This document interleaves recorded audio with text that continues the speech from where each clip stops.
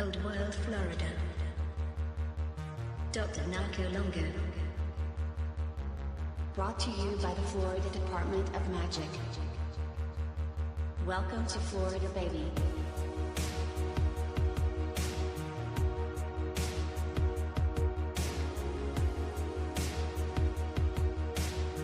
Florida is the original Garden of Eden.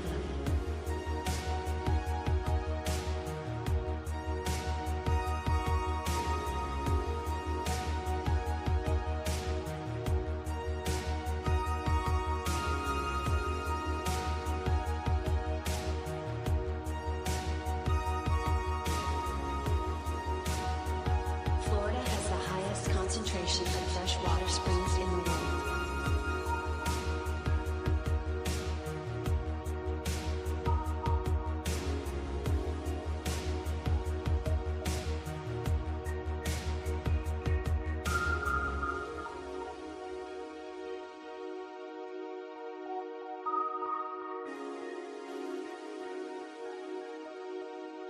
Florida oranges are the golden apples of mythology.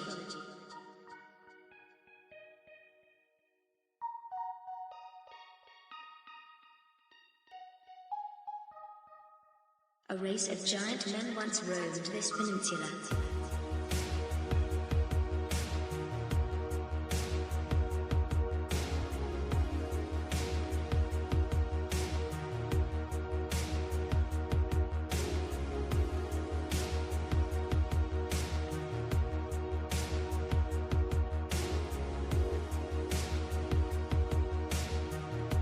The Smithsonian can suck my greatness.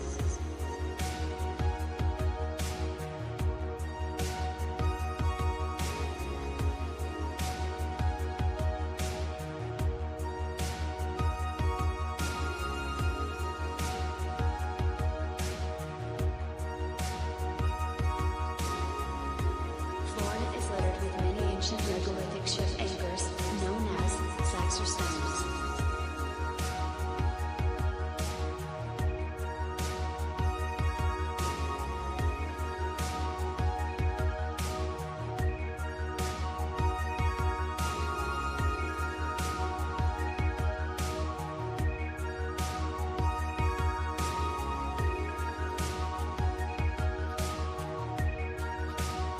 I'm bringing Saxor back.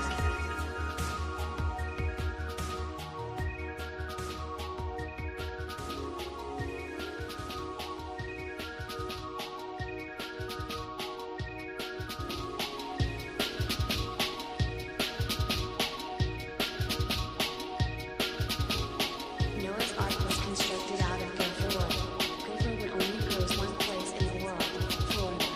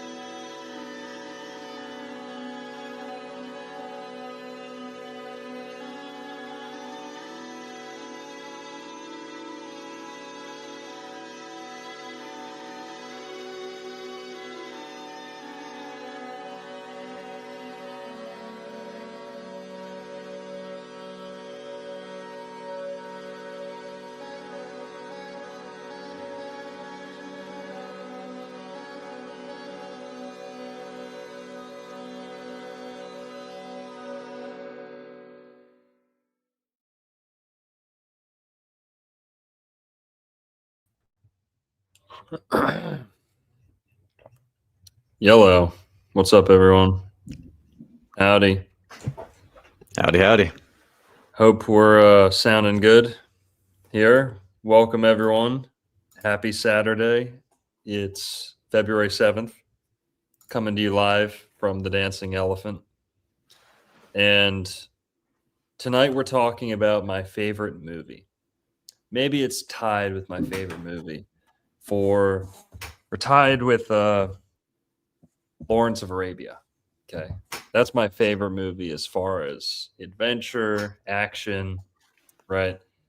That's a pretty psychological movie, or at least, the character behind the movie is pretty intellectual guy, and I think it's a great movie, but this is my real favorite movie because it hits home, it hits, it's deep, hard hitting, and it's, sexy movie, it's a controversial movie, and this movie, conspiracy theorists have been picking away at this movie since it came out. Okay. This is like the conspiracy theory movie. Well, and here, let me put us in our little place here. Have a seat. Sorry, where are my manners? Have a seat, men and women. I can't say boys and girls when we're on the casting couch because that's just weird. But that's too Epstein, bro. Yeah, but it would be fitting. So how about this? For tonight, we'll say boys and girls, please have a seat, because this is an Epstein type movie. So unfortunately, that's a big theme in this. So, Eyes Wide Shut is a conspiracy theory movie, and we're going to get into the plot of it. But so many people approach this movie talking about the plot, talking about the Scientology we're going to talk about. There's some other stuff, sex cults, wherever they pop up in whatever form, satanic sex cult is what this movie's partially about. What it's really about is infidelity, temptation, and but that's kind of the topical at a glance. It's a sexy movie, all about sex, right? It's actually, let me put on my 300 IQ. If you think Eyes Wide Shut's about sex, you're, no. It is about sex, but it's really about so much more than that. It is a astrological opera is what's going on here, okay? Some great stuff. Stanley Kubrick was a genius. He's my favorite filmmaker. I think he's the only filmmaker that deserves to be listed among Beethoven. Beethoven. Mozart comes up, right? Beethoven comes up. Beethoven. Yes. All right, Beethoven. Very fitting. But he's worth mentioning alongside Beethoven, Mozart, Leonardo da Vinci. That's how I think very highly of Stanley Kubrick. I think he was working to show us the truth. People can make up their own minds, but that's my takeaway. Enough with the blah, blah, blah. We'll get into it, and I'm going to prove to you guys, we're both going to. Stanley Kubrick knew astrology. He used astrology, or at least he paid someone who really knew what they were doing to assist him. I believe the former. He was a genius. He digested astrological material and he made use of it. I'm going to prove it. And this is the missing key in all of the Stanley Kubrick exposed, moon landing exposed, all this. This is like the ultimate thread that unifies so many things. This is the ultimate missing link in the Stanley Kubrick story. Astrology. We're going to prove it. But Merlin, what's up with you, man? Dude, I'm stoked for tonight's episode. Like you said, this movie is so good. It's so astrological. It hits on so many different, we can talk houses, we can talk signs. Like, this movie can get broken down a lot. And it's so appropriate that you said, the Beethoven connection. We'll get into that. I won't spoil it right now. But again, if you know the movie, you know the Beethoven connection, but the Beethoven connection is also an astrological connection. So we can tie that in together completely. But I'm stoked to get into it, man. So let's get into it. Alrighty. So what do you got pulled up? You got like the opening screen and some stuff? Yeah, we can Okay. Well, here, let me I've got a little bit of a slideshow. And then we'll kind of go back and forth between them. But let's put us over on the side here. Like that. All right, guys. Stanley Kubrick. We're calling this the astrological casting of Kubrick's Eyes Wide Shut. So a big thing we're going to be focusing on here is what's meant by casting. For those who don't know, astrologers cast a horoscope. We cast a birth chart. Okay. Similarly, a casting agent or a filmmaker will cast an actor. Now, actor and actress actually go back to Aster. Aster. Well, that's why we call the celebrities, the actors, stars. You get your star on Hollywood Boulevard. Okay. That is our first connection here. Casting is an astrological practice. So wherever that term got brought into, selecting actors for a play, I'm telling you it goes back to astrology, whether the historians and academics recognize that or not. And in fact, we largely showed that to you on the last episode. We showed how, because there's many parts to this, but William Shakespeare used astrology to essentially to mold his characters. That's the other side of this. Now we're going to show you how to cast those characters using the astrology. Doesn't that make sense, right? It makes perfect sense. You can't have a... Go ahead. Oh, sorry. Yeah, no, I just had it. I'm sorry. But yeah, like theater goes back to God and the stars. The Greeks, the term theater is about the God show. That Jordan Maxwell talked about that all the time. The word theater means the God show. So, and what do? You star in a movie. They're movie stars. Yes. So it makes perfect sense. It's all astrological. Everything's astrological. Totally. Well, all right, guys, getting into this, let me go over to my slideshow. First, let's start off with Stanley Kubrick. Okay. Stanley Kubrick is the greatest filmmaker of all time. Okay. Well, let's put that to the side. He's a Leo, born July 26th, 1928. Okay. That makes him a Leo sun. The sun in Leo. For those who don't know astrology, I know we're going to have a lot of conspiracy theory people here who might not be, super well versed on astrology. That's what we're here for. He was a Leo, meaning his sun was in Leo. When he was born, the sun was in the sign of Leo. Now, his moon and his rising sign, those are the next two big parts of a birth chart, were Scorpio and Scorpio. So Leo's very bright. Leos are not always known for their genius, okay? Whereas Scorpios are known for being talented, sharp as a tack, almost too sharp, right? Leo's where you get that love of performance and art and, movie making and performance.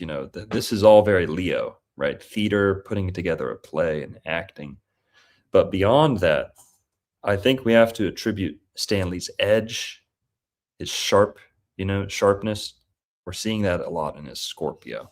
And guys, this is going to get way more interesting than just talking about their birthdays. We're going to show you the characters, how all the characters in Eyes Wide Shut and other, more of his movies, but especially Eyes Wide Shut, he's choosing the actors based off astrology.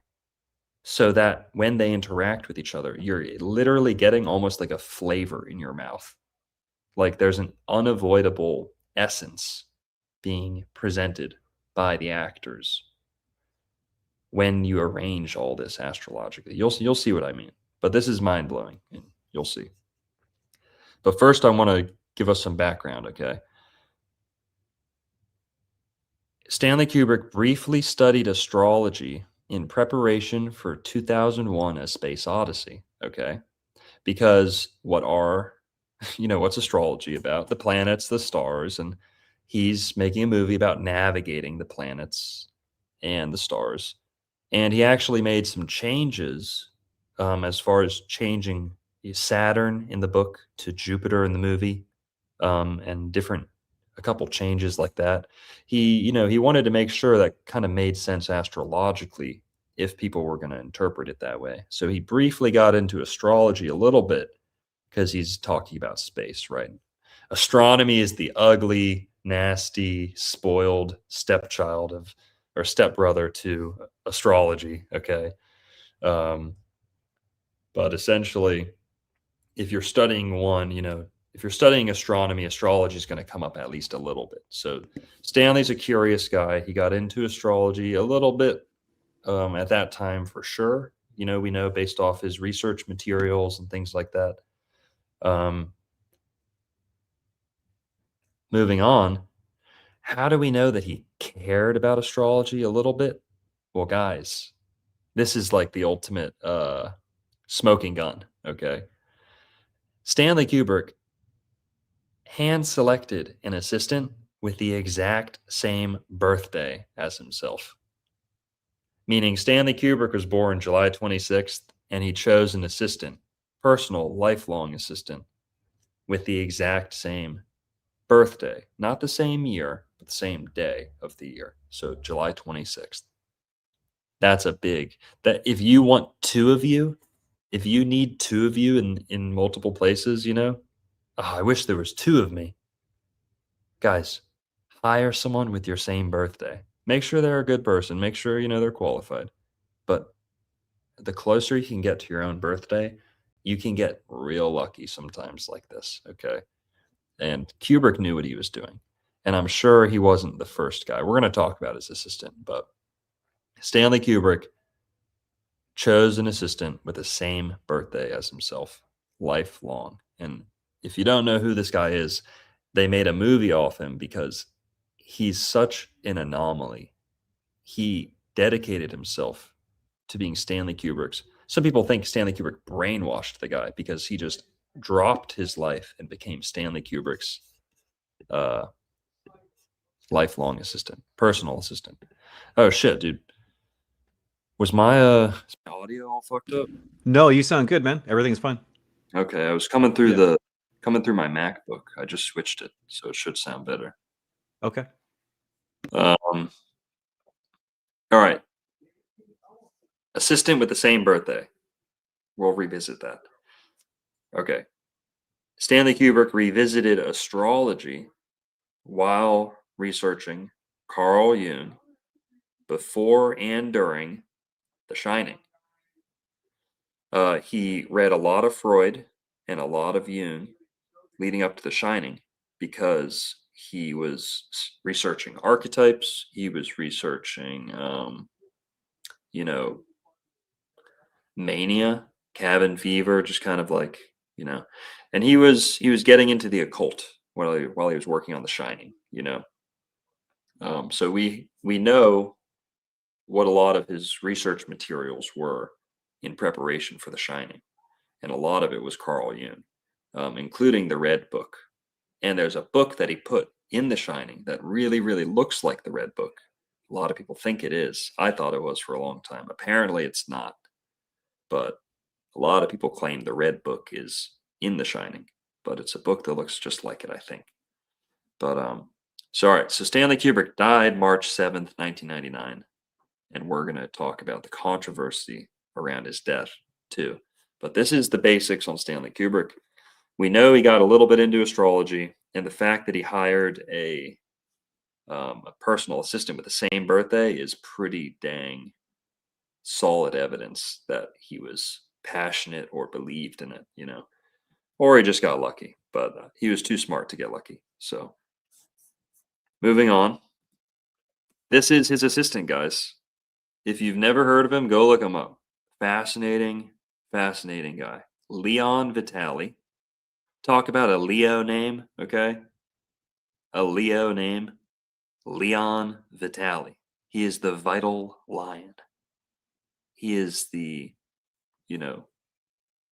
healthy, vibrant cat. That's what his name means, okay? Leon Vitali. Talk about a Leo name. Same birthday as Stanley Kubrick. They met in 1974 because Leon was hired as an actor in Barry Lyndon. He may have even been selected to be the actor based off his birthday, because something Stanley Kubrick does is not only does he cameo himself in his movies, but he will cast people that mirror him in his movies astrologically. Now, he was a, kind of a starring role, co-star in Barry Lyndon, which came out in 1975. And Leon gave up a promising acting career to assist Stanley. He devoted the remainder of his life to Kubrick. So even after Kubrick died and Leon was old, all he did was eat, sleep, and breathe Stanley Kubrick. He worked with his, production companies or, whatever existing institutions Kubrick had left after he died. Leon was involved in them. Tours, helping re-edit movies and re-release things on DVD. He was very involved in that. And essentially, a lot of people feel bad for the guy because he didn't have his own life.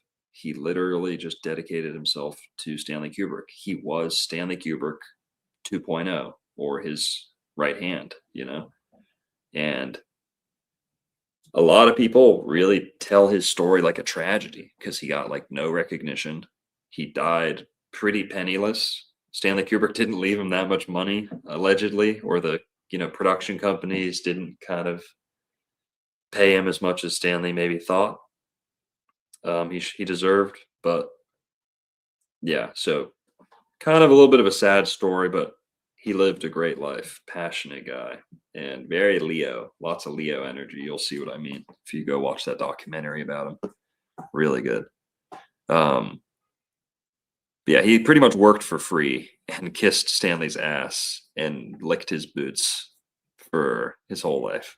And it was rewarding, he did it because he wanted to. But now, before we talk about any conspiracy theories with Stanley Kubrick, we have to address the whole moon landing thing. That's where most people kind of focus on, the Illuminati, moon landing. But let's talk about it, okay? Because there's kind of a narrative that runs through all his movies, especially starting with Dr. Strangelove. Dr. Strangelove is probably what got him interested, or that you can see the beginnings of him getting interested in rockets, or rocket propulsion or the arms race. That kind of brings him to talking about NASA or space agencies. Doctor Strangelove is a movie about nuclear annihilation, or mutual what's the word? Mutual annihilation, Mutually assured destruction. Mutually assured destruction, yeah. Which is essentially like the Cold War protocol that if anyone lets a nuke fly, everyone's letting all the nukes fly. And I don't believe in nukes, okay? Here, let me put us back on screen for a sec. I don't believe in nukes, okay? But they did 60 years ago, okay? They really believed in them, and there was a lot of hysteria. People were hiding under their desks once a day because they thought they were going to get nuked to death. Lots of propaganda, big fear campaign. Kubrick saw through a lot of this, okay? That's why he made a big joke out of it, I think. Stanley Kubrick had probably one of the highest IQs in, I don't know, in the world. Yeah. functioning, you know, practically applied high IQ, you know, like he found his lane and crushed it. I'm sure there's a lot of high IQ people out there, just don't get, you know, don't find their lane like that. But Stanley Kubrick, I think, saw through a lot of the conspiracy theories we talk about today. Um, his take on the whole nuclear thing, again, he didn't write a lot of like the source material that he made the movies about, but he chose what he did like, and he chose what spoke to him, and he would tweak from the originals to what happens on film would be very, very, you know, that is something to really focus on. For example, in The Shining, him changing room 247 or 227 to 237 Yeah. creates an obvious connection to the moon, which is 237,000 miles away. So anytime he deviates from the source material or like the original book that the movie's modeled after, that's something to really key in on. You know, he deviated for a big, big reason. So the fact that he didn't make or write the original books doesn't take away from any of these stories or the conspiracy theory interpretations for me. But all right, Doctor Strangelove is about the arms race. Okay, the Cold War, mutual, you know, annihilation, the nuclear holocaust, right? The nuclear Cold War, whatever. And it's about the essentially a bomb squadron goes to go drop a nuke over Russia, and then the whole world kicks off into a nuclear holocaust, nuclear winter, right? Whole world gets bombed. They say, all right, we're going to stay underground. We've got enough women and food underground. We're going to be all right. So the full title is Doctor Strangelove, or some. And I can't How I Learned to Love the Bomb. exactly how I learned to stop worrying and love the bomb. That's it. Yeah, I think, that's it. yeah. Yes. And really funny movie. I love that movie too. But all right, let's try and get through these quicker. Doctor Strangelove highlighted hysteria and the arms race. And you're going to see there's a very strong thread that goes through all these that kind of lead to the big conspiracy theory Illuminati climax with his last film. He's poking fun at the propaganda, you know, everyone's afraid the world's going to end tomorrow, right? And he made a big joke about it, and that got him in trouble, made the movie controversial, but ultimately successful.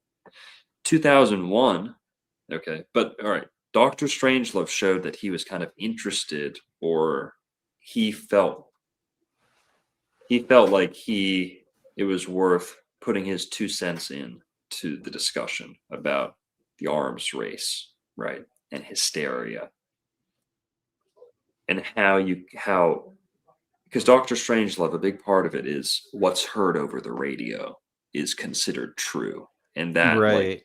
that decides the direction of what hundreds or thousands of people are considering as fact. You know, one guy on a radio puts out the call, and essentially he's touching on how easy it is to fool everyone.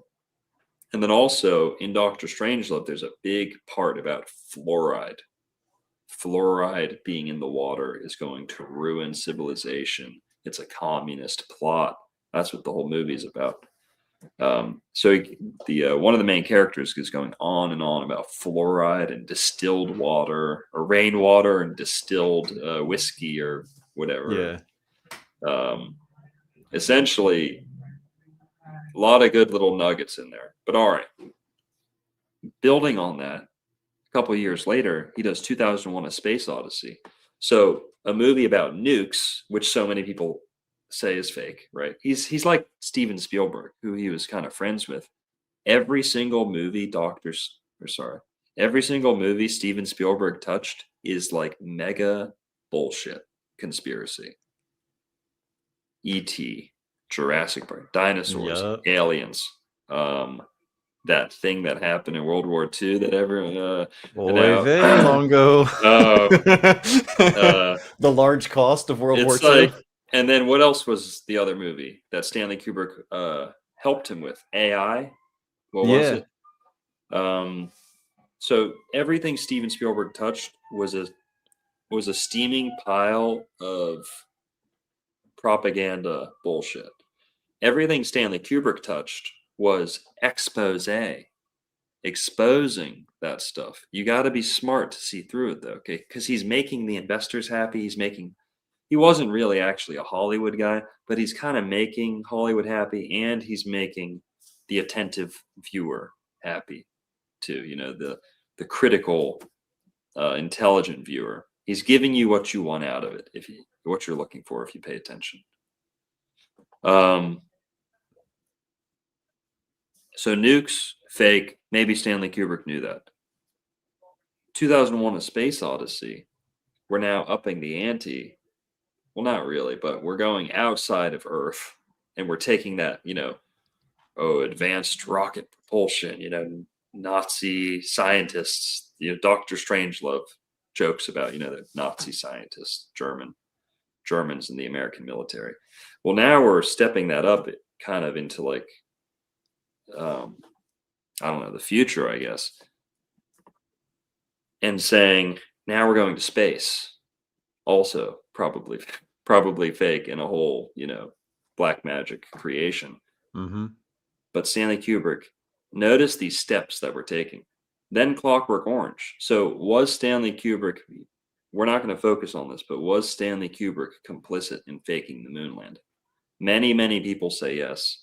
And here's some of the evidence. On the right there, that's a screenshot from The Shining, where the character Danny, I think his name is, he's playing with toys on the ground with the Apollo 11 sweatshirt, the sweater, and he's playing with toys that look like a launch pad, and the pattern on the carpet looks like a launch pad, looks like the NASA launch pad. And then he stands up and gets led to room 237.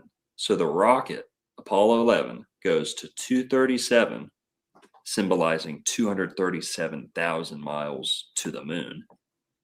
And then he's horrified about what he sees, where he's essentially brutalized in room 237. And then his dad goes running to 237, gets seduced, and also horrified about what he sees in room 237. And there's all these little clues like that. So notice this. Dr. Strangelove gets him interested. He's getting his toes in the water, 2001: A Space Odyssey was like an audition. Stanley Kubrick is auditioning himself. Maybe he's curious and wants to get in on the, the whole play, right? The whole sham. Someone made a good comment earlier, like real early at the beginning. Oh, it was Seth. Seth made a good comment. I'm looking all the way back at the beginning. Seth said he didn't do it because of here we go. Kubrick didn't film the moon landing because if he did, it would have looked way better. That's a good point. But look at it like this. Stanley Kubrick he raised the roof, raised the ceiling, set the bar so high for what the artistic standard of science fiction would be, that now it would be so much more believable when they hand you some little crappy video. That's my 2 cents. That's my explanation, because it's a valid critique why they looked like such shit. Because Stanley Kubrick, they knew that what he's making with 2001: A Space Odyssey is total fiction, total, practical effects. I think that was part of selling it to the public, that it was almost underwhelming. It was not ambitious.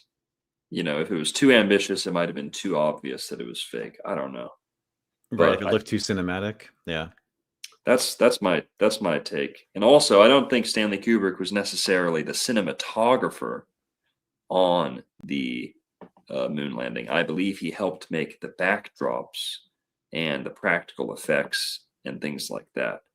I don't think he was like holding the camera, making sure it looked as good as it could. Okay, but it's a good point. But here, 2001: A Space Odyssey was like an audition. It showed what he could do, what space could look like, and it raised the bar for what sci-fi movies had to look like. Now, after this, A Clockwork Orange is a little bit of a confessional, but it highlights MK Ultra tactics, and a big part of it is the R word. Because what we see in Doctor Strangelove is the nuke, the missile, as a like almost like a euphemism or like a sexual innuendo.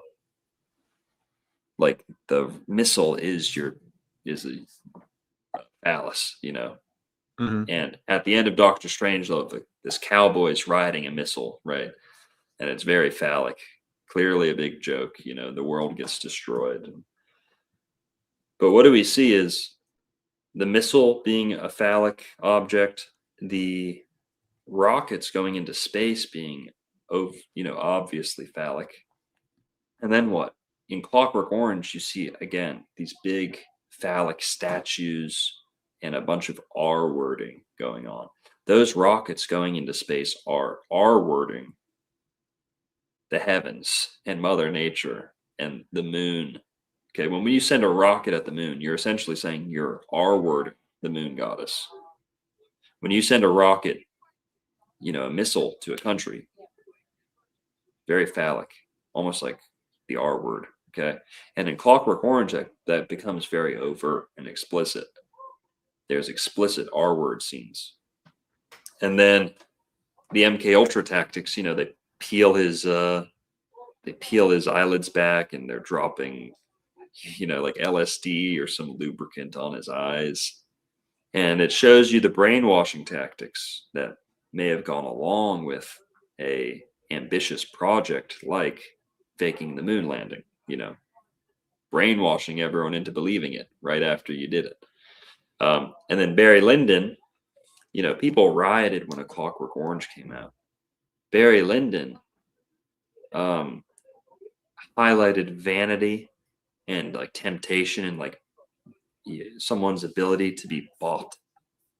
That makes sense. Like, what's your price? Everyone has their price. So Barry Lyndon's a movie about selling out, chasing status, and losing grasp on what actually matters in life. And if you track all these movies, they're like the stages of Kubrick's affiliation with the New World Order. Like at first he sees it as like, wow, this is like a crazy project. Maybe I'm going to help America like win the arms race. Maybe I'm helping the country by faking the moon landing. And then just like in The Shining, when the hot woman that seduces Jack Nicholson turns into the ugly, nasty crone, Hag. hag. That's like Kubrick getting, oh fuck, this project I thought was, this career, whatever it was, whether he faked the moon landing or not, what he thought was a beautiful opportunity is actually a horrifying curse.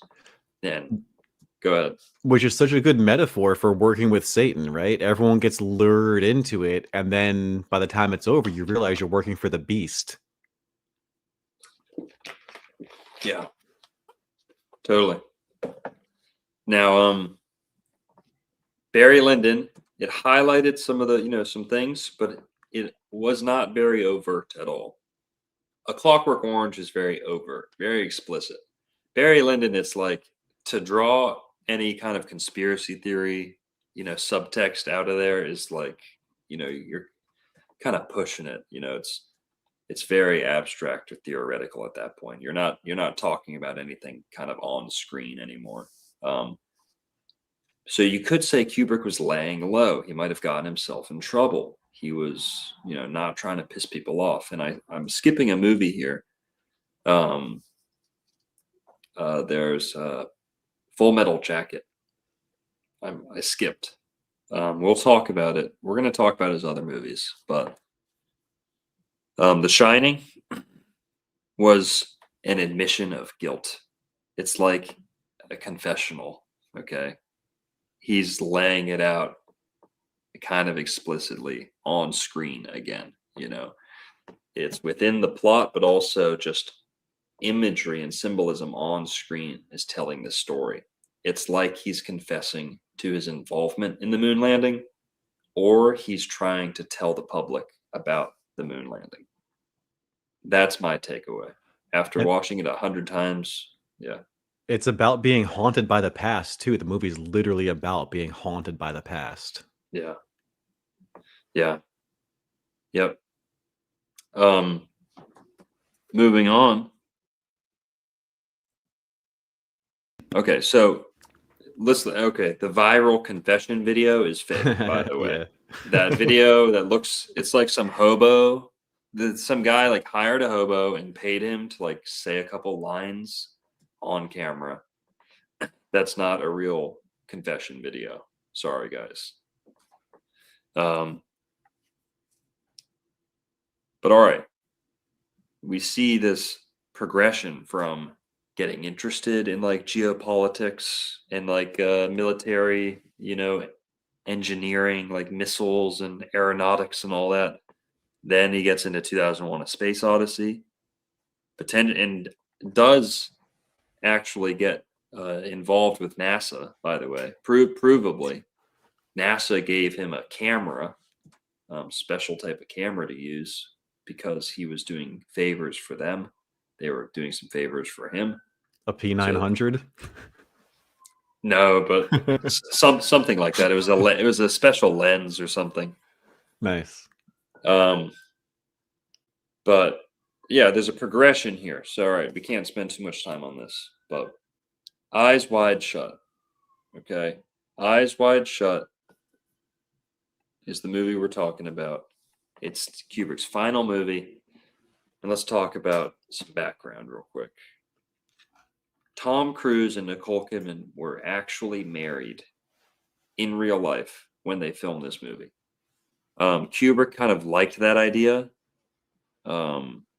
He wanted Tom Cruise and Nicole Kidman. He liked that they were married because he knew he could kind of play with their like real relationship and get like some real jealousy and feelings out of this. So we'll revisit that, but yes, we will. Kubrick contributed to their divorce, ? So by 2001, they were fully divorced. This movie came out in 1999, and allegedly they were separated by 2000. So you can clearly see this movie clearly didn't help their relationship. Okay. Guinness World Record for the longest continuous film shoot, 400 days. Pretty crazy. People don't talk about that much. Kubrick died 6 days after submitting his final cut. So he submitted March 1st, 1999 to the studio, right, for approval. Dies 6 days later on March 7th. The studio made additional changes, meaning additions, after his death, or edits. And it was released on July 13th, 1999. Misadvertised as an erotic thriller. It's a little bit of an erotic thriller, but, you know, and I guess they call it a psychological thriller too. But it really is a psychological movie more than it is an erotic movie. Kubrick understood that you need sex or violence to actually sink something into someone's subconscious or to sink it into their mind permanently. Sex or violence. Okay. Here we got some tips too. John Supp with the $1. Thanks, John Supp. Ghost Ship 818 says, haven't watched these yet. Any recommendations? What? Kubrick movies? I'd say watch them all. Go in order. Start with Spartacus. Good call with that one. Yeah. Yeah, I think that's a little bit before. Is that before or after Doctor Strangelove? I think Yeah. It's at before. least- It's before. Okay, yeah. But yeah, Doctor Strangelove's really good. There's a couple he made before that. They're okay. They're decent. Paths of Glory, I think. And the kill or the shooting or something like that. Whatever. Start with Spartacus. Spartacus is great. And Spartacus is where he started using astrology, by the way. I didn't mention that because we didn't talk about Spartacus at all, but I believe he used astrology with Spartacus. But for example, the first Spartacus who fights for sport is a Sagittarius, right? Fighting for like entertainment, like for others' enjoyment. Very Sagittarian, okay? But he's a Sagittarius, Kirk Douglas. Yeah, that's right, Kirk Douglas. And the love interest, I forget the name of the love interest. She's an Aquarius, so very compatible, Sag Aquarius. And the first time we ever see her on screen, she's holding a vase, she's a water bearer, and she's pouring water out of a big, like, vase or urn. Oh, it's cool. Yeah. But yeah. All right. Eyes Wide Shut. It is based off let me get us off screen here. It's based off the book Traumnovelle, which is German for dream story. And that's a big part of the book. And it's kind of expressed in the movie. It's implied, but it's not. And it is touched on. They say things like, if it were real or if it were only just a dream, talking about mistakes that they both made, whether they were real or only imaginary or just a dream. So they talk about it, but it's not necessarily revealed explicitly in the movie. But you're not supposed to know. You're supposed to realize at some point that some scenes may actually be dream sequences. That some of these scenes are actually dreamt, not lived. And that the line between living world, waking world, and dreaming world is blurred. So we're going to talk about that, but it's more explicit in the book from what I hear. I have not read the book, just to be upfront. I love the movie. I'm going to read the book, but to be honest, it's kind of like filth. And so, look at that cover. It's like a certain type of dish, you don't just eat this for nutrition, all right? But Kubrick was fascinated by it, infatuated with this book. Well, let's move on. First published in 1926. Okay, so that's right off the bat. Eyes Wide Shut is like a reimagination of this story. They set it in New York, 60, 70 years later. Yeah. So the book was set in Vienna, Austria, and Judaism is extremely prevalent in the book. It's prominent, prevalent, apparent, okay? It's everywhere in the book. Arthur Schnitzler, talk about a name. What a beautiful last name. For real. Schnitzler was a close friend and correspondent to Sigmund Freud. What are the odds? Freud, who wrote The Interpretation of Dreams, and who was also a big pervert, okay, said dreams had a lot to do with sex, said a lot more than that. But I've read The Interpretation of Dreams, and it was dense and dry, a grueling read. Read it when I was like 19. I learned a lot, but man, it is dark and perverted. And it's not about dreams. It's not about interpreting dreams. It's like, don't buy it. Don't think it's going to tell you like owl means this. If you see a strawberry in your dream, it means this. You know, if you see it, that's not what it's about. It's like, oh, did you dream about running up the stairs? That means you actually want to bang your mom. Not really, but something like that. Did you dream of killing someone in your dream? Well, that really means that something good would come of, if they were to die, something good would come of it, and that's why you are wishing for that. You know, things like that. So, very perverted takeaways. All right. Schnitzler, close friend and correspondent to Sigmund Freud. This book and some of his other books were burned by the Nazis. They were high up on the burning list, guys.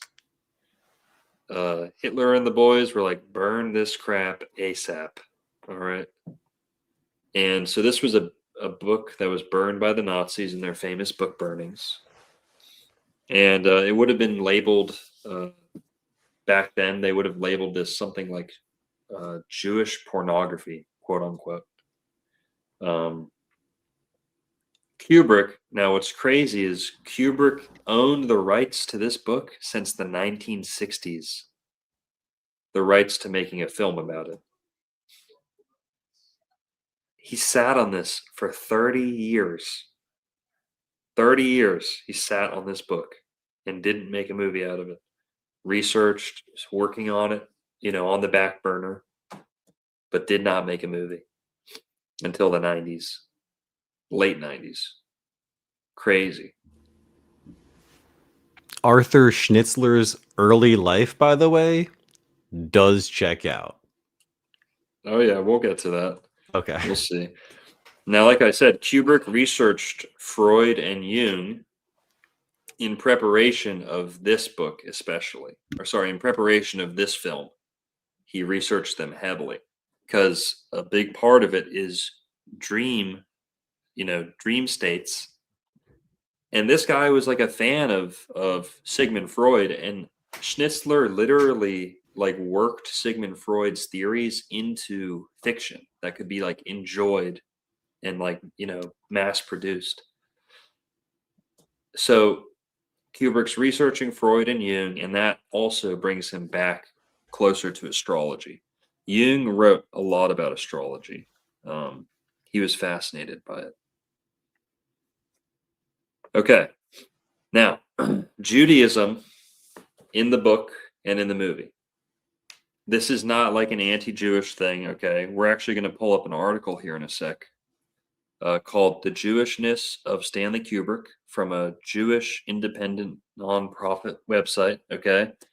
So this is not like anti or anything, but you can make your own conclusions. Apparently, Stanley Kubrick was not, he himself was Jewish, but he was not, by the end of his life, he was not fond of Jewish culture, to put it lightly. And, well, all right, Arthur Schnitzler was an Austrian Jew, like Merlin said. Judaism is very prevalent in the book, but largely absent from the film. That was intentional. Stanley Kubrick was Jewish, at least half Jewish. And to quote this little article we're going to look at in a sec, Stanley Kubrick, quote, wanted any reference to Jewishness scrubbed from the script. Now that's the script, okay? We don't watch the script. And sometimes what's said in the movie doesn't even match the script, but that's true. That's a quote from the man who wrote the screenplay with Stanley Kubrick. That being said, on screen we still do see multiple signs or clues of Jewishness in the movie. So there's at least one menorah, and that's the menorah on screen right there that you see. That's in their house. So the main characters are Jewish. Almost everyone is Jewish in the original book. and some of that's preserved in the film. So there's lots of Jewish art on the walls, at least one menorah, lots of Jewish art on the walls, hidden Hebrew letters in various scenes and in various, art on the walls too. And there's a ton of red hair in this movie. For those who don't know, red hair has historically been associated with Judaism and vice versa. All right, moving on. Now, so Judaism is not just a part of the film. Like I said, it's like a big, huge part of the original book. Now, what's different about the film is Stanley Kubrick was also taking shots at Scientology by making this movie. Kubrick's daughter, Vivian Kubrick, who is a bit of a conspiracy theorist, and she does lots of interviews out there. I think she did an interview with Owen Benjamin, I think. Yes, she did. Pretty crazy. Yep. She doesn't buy into like all the big conspiracy theories about her dad, but she does for some of them, from what I've heard. But essentially, she's also a Scientologist, or she was for a long time. I don't know if she still is. I haven't researched her at all. But she is active on YouTube, so go check her out. Or she's on other people's YouTube channels, at least. Now, this is important because this is something that Kubrick was trying to tackle or talk about with this movie. He was bothered that his daughter had become, initiated into Scientology. Now, Stanley Kubrick took shots at Scientology in Eyes Wide Shut. And look at the timeline here. His daughter joined 1995, and he finally decides to make Eyes Wide Shut in the late 90s. Okay. Now, who did he choose to star in the movie? Tom Cruise. So Kubrick's daughter joined 1995. Tom Cruise had joined in 1986. So can you see how by selecting Tom Cruise to star in this movie, Kubrick's almost like making a critique or bringing Scientology into the conversation about cults and sex cults and secrecy and all that? You guys see that? Makes sense, right? Yep. Right, Merlin? Yep. 100%. It's a very Crowley-esque with the sex magic for sure. Once we get into like that's the climax of the movie too, and like we'll get to talk about later. But the timing in this movie is perfect, like perfect pacing in this film. Yeah. Now there is a link that exists between Aleister Crowley, Jim Parsons, and L. Ron Hubbard. Now, a lot of people say Crowley and Hubbard were friends. That's not true. Hubbard never met Crowley. Not to my knowledge. I don't believe he ever did. I believe that's a fact. But what did happen was Crowley, one of his kind of disciples was, or is it Jack Parsons or Jim Parsons? Sorry. Jack Parsons. Yeah, Jack Parsons, sorry. Whereas Jim Parsons is like He's the Muppets guy, I think. He's the Big Bang Theory guy. Oh, okay.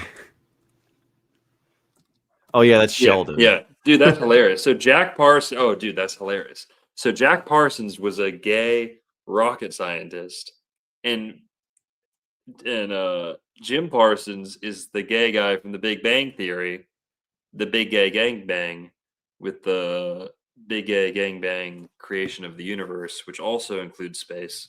That's pretty crazy that one's named Jim Parsons, the other's named Jack Parsons. And talk about faking space. The Big Bang Theory, they have a whole episode dedicated to like shooting a reflection to the moon, and so many normies use that as like, oh yeah, we can still bounce lasers off the moon. People like literally buy that. Yeah. So Jack Parsons, not to be confused with Jim Parsons, his grandkid, his grandson, I don't know, his butt baby grandson.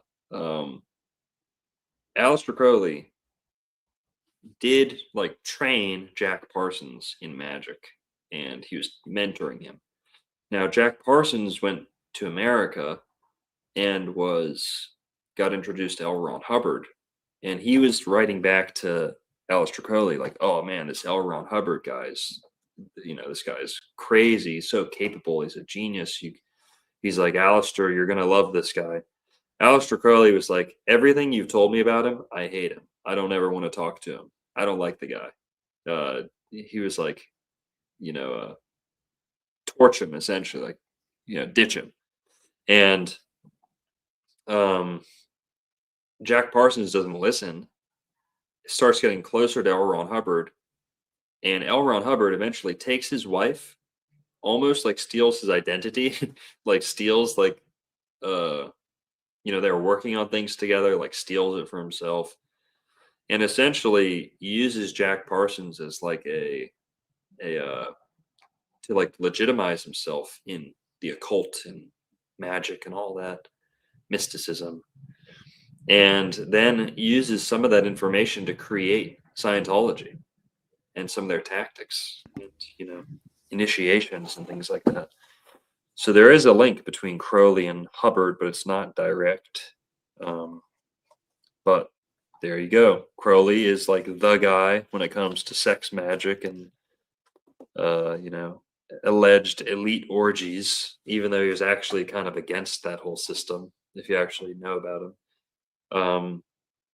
He was a pervert. He was bisexual and a disgusting pervert, but I think he was a lot better than people give him credit for, and he was nowhere near as bad as people think he was. Okay, he was a practical jokester, Aleister Crowley, and he did not like what he heard about L. Ron Hubbard, and it turned out to be correct, his opinion of him. So if Aleister Crowley thinks you're a degenerate charlatan, that really tells you something. Yeah. I would wager, do you think there are any Scientologists who are geocentrists? I'd wager no. Dude, I don't know. I think their whole thing is about other planets and other star systems and getting your own planet. Yeah, Xenu and shit. But all right, moving on. So a big part of this is by talking about cults, Stanley Kubrick was also like getting a couple punches in on Scientology. He was upset that they took his daughter away from him. Kind of, I can't speak to their relationship, but it wasn't good for their relationship, at least not from Stanley's point of view. And eventually, I think Vivian did like distance herself from her family at the behest of Scientology at some point. I don't know. I just saw that online. But all right, moving on. We haven't even gotten to the casting yet. Dr. Bill Harford, no T, is our main character. Okay. There's some really cool stuff in here. Dr. Bill Harford, in the book, he's named Fridolin. Fridolin, like Fred, whatever. That's a Jewish name. In the book, he's Jewish. Jewish in the book and the first draft of the script. So Stanley Kubrick had a guy write the script with him, help him with the screenplay, and that guy. Oh, here, let's do this before we skip, or we'll do it after we talk about Bill. Like we talked about, Stanley Kubrick wanted to remove any of the obvious Jewishness from the movie. But Dr. Bill Harford is played by Tom Cruise, who is not Jewish. Many people have argued, who is Tom Cruise Jewish? Some people think he is. From what I've seen, he is not at all. Tom Cruise, pretty famous at this time. He was like #1 actor in the world, kind of. Yeah, hotshot for sure. Let's get into the hotshot. Let's get into the astrology, okay? Tom Cruise is a Cancer, guys. Born July 3rd. Now, you'll notice he might have been getting cast in other movies according to his birthday, Who's ever heard of the movie Born on the 4th of July? True. Starring Tom Cruise, who's born on the 3rd of July. So close enough, right? Guys, we got 400 people in the chat. Appreciate you guys tuning in. We're talking about how Stanley Kubrick used astrology and the Zodiac. Now we're getting into the characters, and this shit'll blow your mind. All right. Tom Cruise is a Cancer, and you'll see that coming through in the character. So when we talk about the birthdays from here on, we're talking about the actors. But the whole point is that Stanley Kubrick chooses them based off their birthday, so that they will bring an essence to the character that goes beyond their speech and their, movements. It's everything. It's the holistic, like, delivery of that character. The Zodiac sign contributes so much.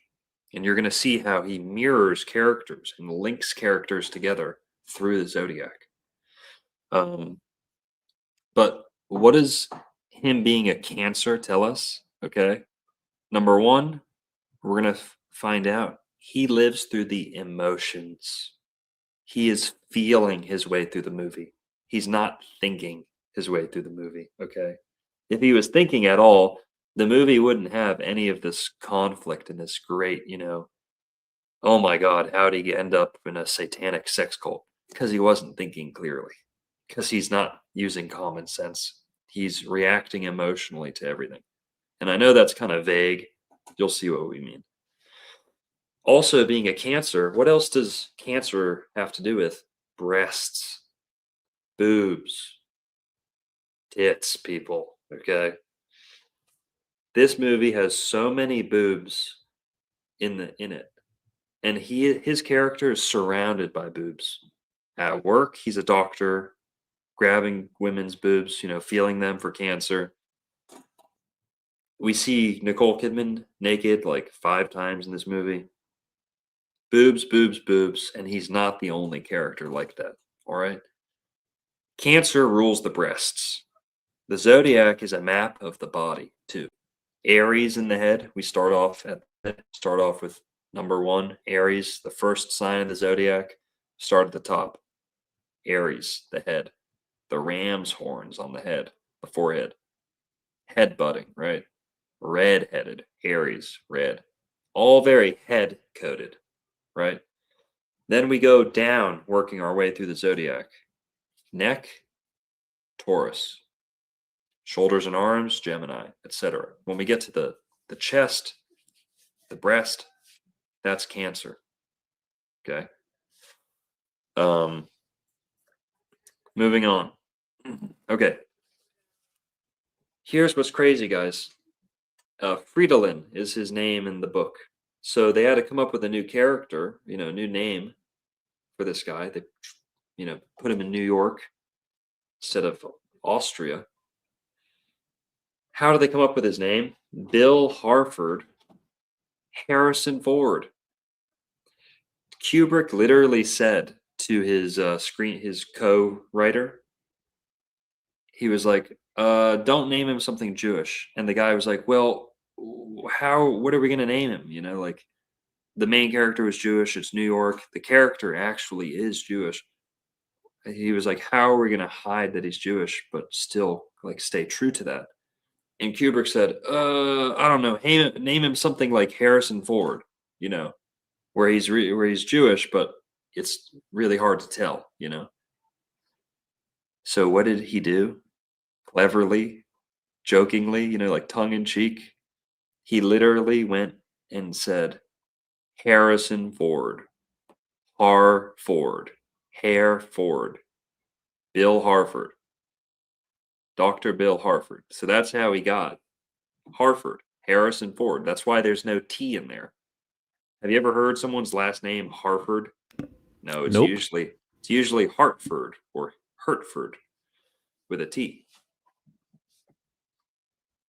Any thoughts you want to Yeah, no, that's great. And the fact that Harrison Ford's also a Cancer is pretty wild. And yeah, like he really does live in the emotions, you know. In this, we're gonna explore astrological themes with the plot here in a little bit, guys. And Bill Harford, you know, his name's William too, right? And it's this movie is about willpower to resist the devil at the end of the day. But you know, there's a lot of Saturnian themes in this movie. This is a big time Scorpio, big time Saturnian movie we're going to take a look at here in a little bit. Yeah. Yeah. So Dr. Bill Harford, no T, okay? Low T. Is he missing some T, guys? Is he missing testosterone? No T, low T? Yeah. I don't know. Go ahead. This movie is like about him getting cucked too, or like not even getting cucked, like the thought of getting cucked. The Game of Thrones, but they're not king's thrones, they're cuck chairs, okay? This is the game of cuck chairs. Eyes Wide Shut is the game of cuck chairs, Game of Thrones. Now, yes, Harrison Ford. Why did Stanley Kubrick randomly choose Harrison Ford? Because he's a Cancer. It's a trifecta. Stanley Kubrick was so detail oriented, he would saturate so much detail into every second and every frame of his play, of his, film. This is how you show greatness, okay? That attention to detail. Not only are you like anagramming a name or whatever you call that, hodgepodging a name cryptically to create a new character that would evoke that, that person's name. He's choosing someone of the same zodiac sign. So guys, pay attention. This is the pattern. This is the tactic he's using, the technique. And you're going to see it's so effective. Okay. Real quick here, let's take a break. Since we're talking about him, let's go look at real quick before we get too deep into the movie. This is a cool show. What is this? Website, blog, whatever, article from forward.com, which is a Jewish independent nonprofit.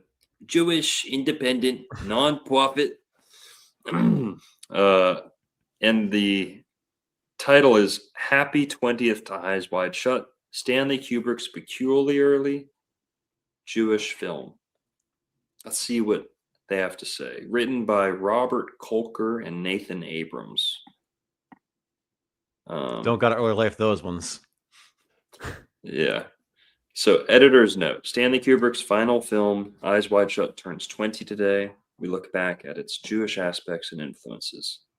All right, guys. Here, you want to take turns reading some of this, Merlin? Yeah, sure. You need a break? No. Can you put us to the side so I can see the whole the thing though? Because right now our absolutely cameras are blocking it. Thank you. The inherent Jewishness of Arthur Schnitzler's Traum Novelle, the source text for Eyes Wide Shut, presented early problems. Stanley Kubrick's films rarely contained Jewish characters. Lieutenant Goldberg in Dr. Strangelove and David the Jew in Spartacus are rare exceptions. Typically, though, he removed Jewish characters from the source texts he adapted, including The Killing, Lolita, A Clockwork Orange, Barry Lyndon, and Full Metal Jacket. All those had Jewish characters removed or their names changed or masked. Here, you want to read this one? Sure. So what was to be done with Traum Novelle? Schnitzler's story is echt Jewish. His central characters are Jewish. They lead lives of turn-of-the-century Viennese Jews in a city rife with artistic and cultural turmoil.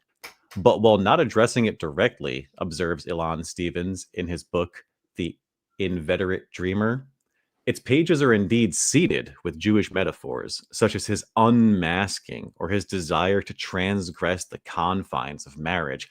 So it's Jewish to transgress the confines of marriage. They're saying it. And that's in the movie, guys. We'll talk about that. That's directly in the movie at the beginning of the movie, which can be interpreted as a wish to transcend the boundaries of Jewish identity of the time. With one exception, Schnitzler's characters don't directly identify themselves as Jewish.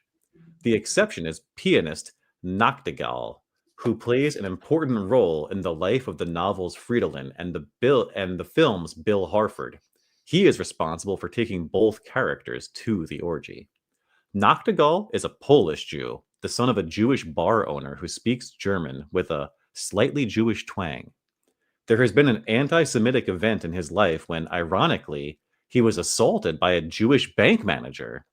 Nachtigall is a bit of a brawler. In the film, Nachtigall becomes Nick Nightingale, played by Todd Field. Hell yeah. Despite Kubrick's desire to stick close to Schnitzler, track Arthur, he knows how to tell a story. He wanted any reference to Jewishness scrubbed from the script. Frederick Raphael, the screenwriter Kubrick hired to adapt the novella, and Kubrick persistently argued over the extent to which the characters should be identified as Jewish. No wonder Raphael was frustrated. Raphael recalls how during one of their, quote, long talks, he pointed out, quote, how thoroughly Schnitzler's story was impregnated with Jewishness.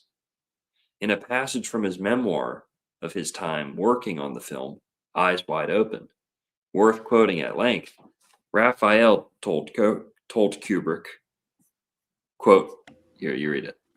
The students who bump into Fridolin as he walks the streets insult him and alarm him, and are, in fact, based on anti-Semitic fraternities of the period. He both despises them and fears that he has flunked their insolent challenge. It's a crisis of masculinity in this film, guys.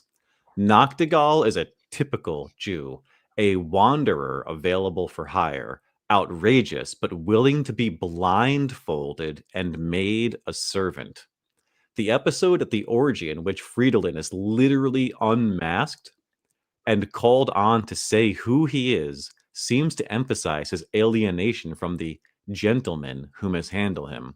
Fridolin is an outsider, like every Middle European Jew, and his medical dignity, whatever untouchable status it may seem to bestow, somehow compromises his virility, his masculinity.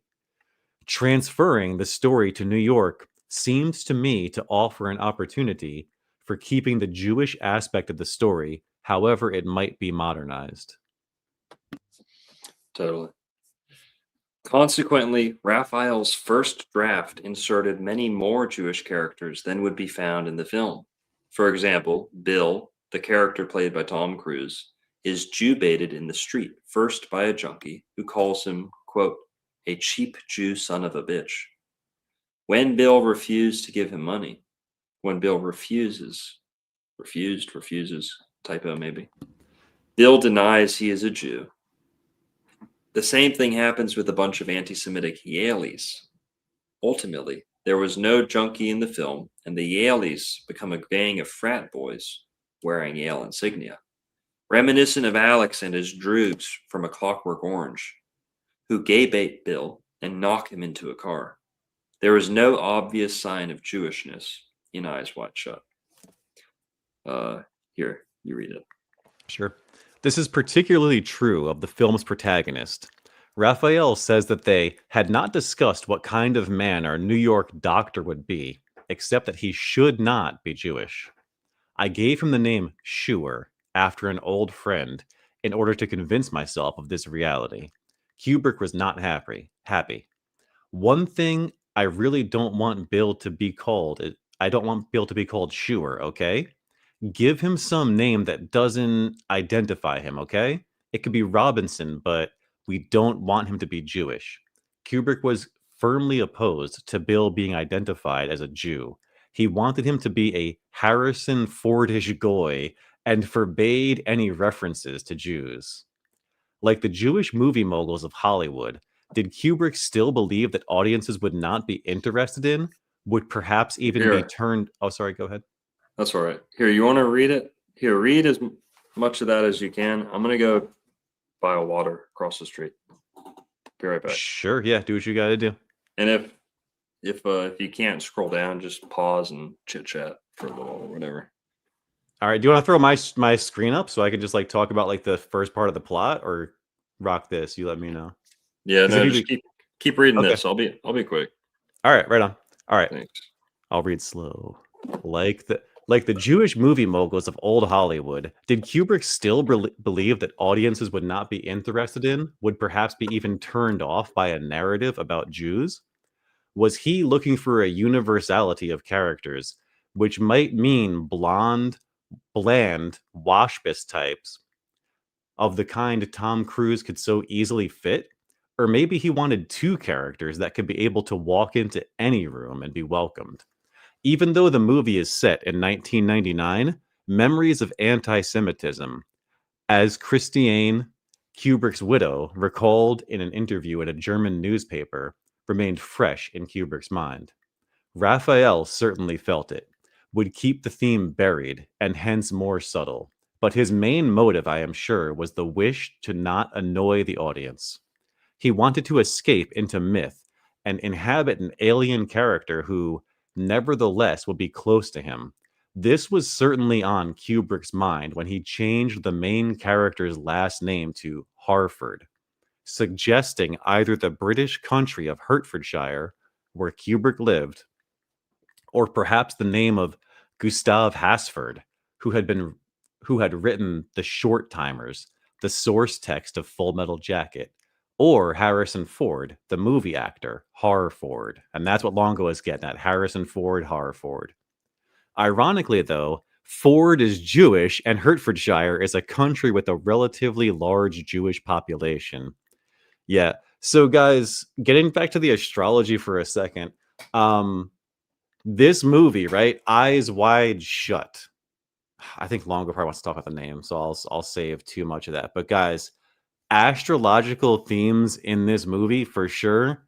Saturn, Satan. That's huge in this movie. Throughout the whole movie, Bill Harford is being tempted by diabolical, devilish, satanic, Satan worshiping characters. It's also got huge Scorpio vibes because Scorpio rules sex. This movie, while there are deeper themes, it's definitely about sex. So Scorpio plays a huge role in this movie. What else do we got? 12th house. The 12th house is the house of hidden enemies. So there's huge 12th house themes in this movie because, again, like throughout the whole movie, right? It's all hidden enemies. He literally gets stalked by a guy. He doesn't know who's following him. All of his enemies are masked. And even the one guy, I'll save it. A lot of hidden enemies in this movie. What else do we got? 7th house, the house of marriage, guys. This is a film about marriage and how good marriage could and should be. It may not seem like it, like Longo was saying, right? This movie gets mislabeled as just this sex thriller, which if you want to like view the movie like a pleb, yeah, it's a sex thriller. But if you dive deeper, right, it's about much more than that. And it's really about what a good, healthy marriage should look like. And then beyond that, it's also got 8th house vibes because the 8th house rules death, just like Scorpio. And characters do die in this film. Sorry. And guys, this stream is obviously going to be littered with spoilers, just FYI. Welcome back, Longo. Perfect timing. Hell yeah. Spoilers. That's pretty. Never mind. All right.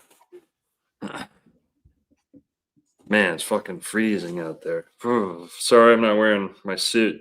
It's because it's cold. But It's all good, brother. it's fucking freezing. It is chilly, dude. Freaking geoengineering, man. And it's just that next paragraph right there. Yeah. The struggle over the Jewishness that would Jewishness that would or would not be present in the film went on for some time.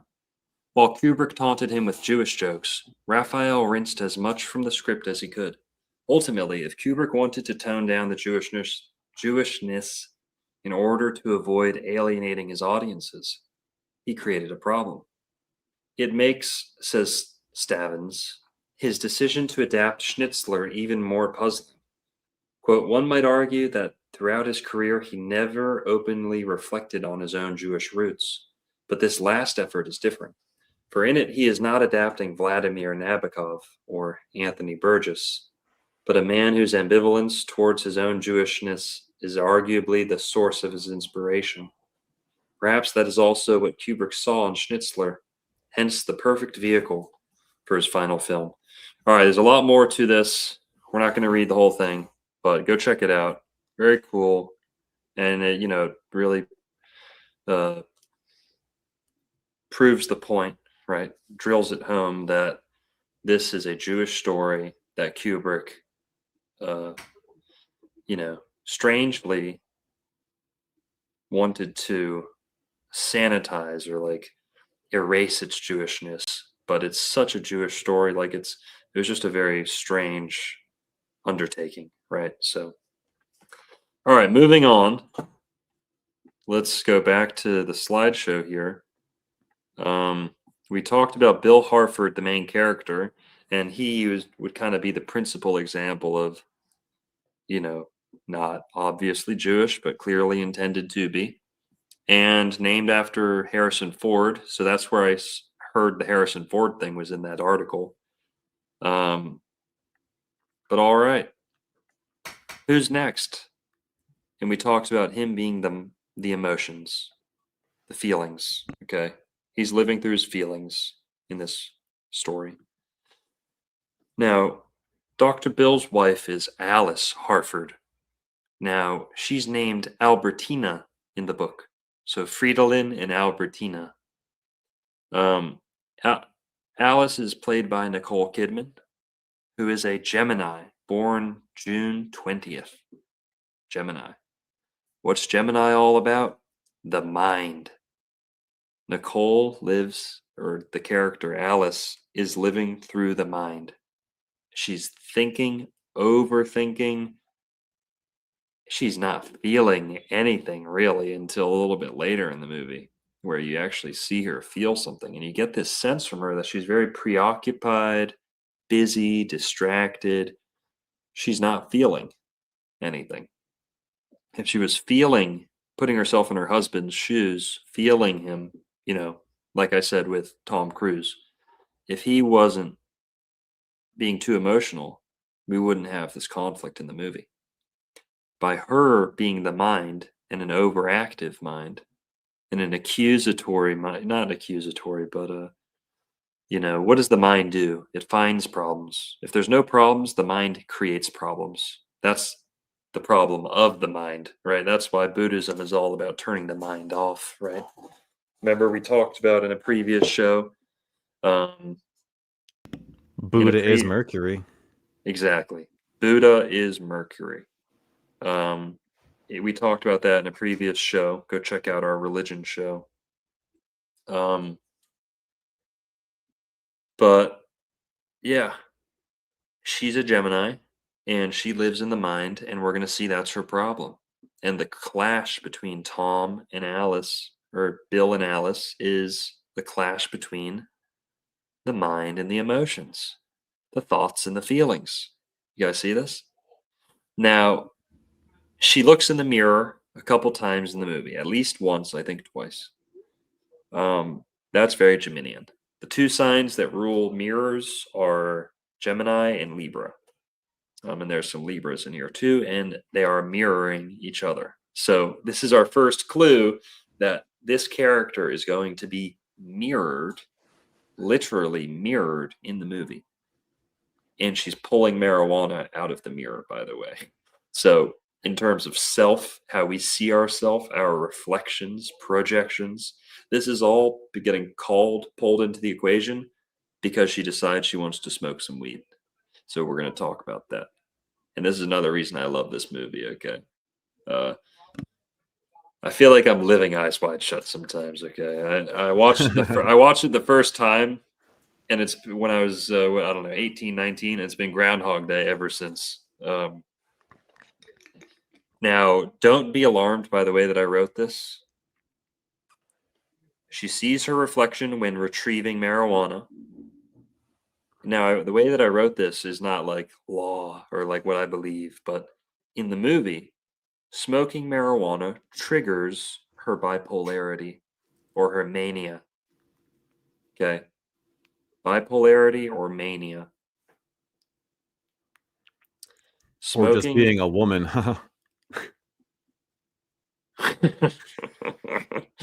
That's good. Yeah. Yo, that was fake weed, bitch. That was- Yo.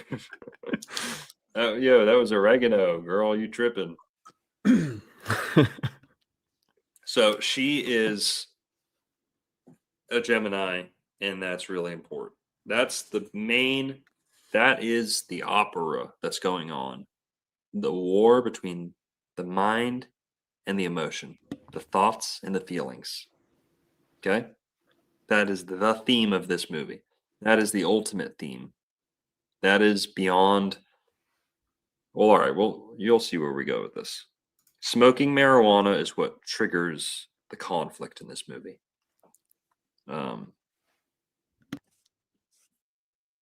Okay. Well, first, we're introduced to Helena. Let's skip this. Let's go to the weed since we're on it. All right. Smoking marijuana. Since we're on the Gemini and Cancer, you've basically, this is what sets up, like I said, that conflict. Smoking marijuana is the catalyst for the film's main conflict.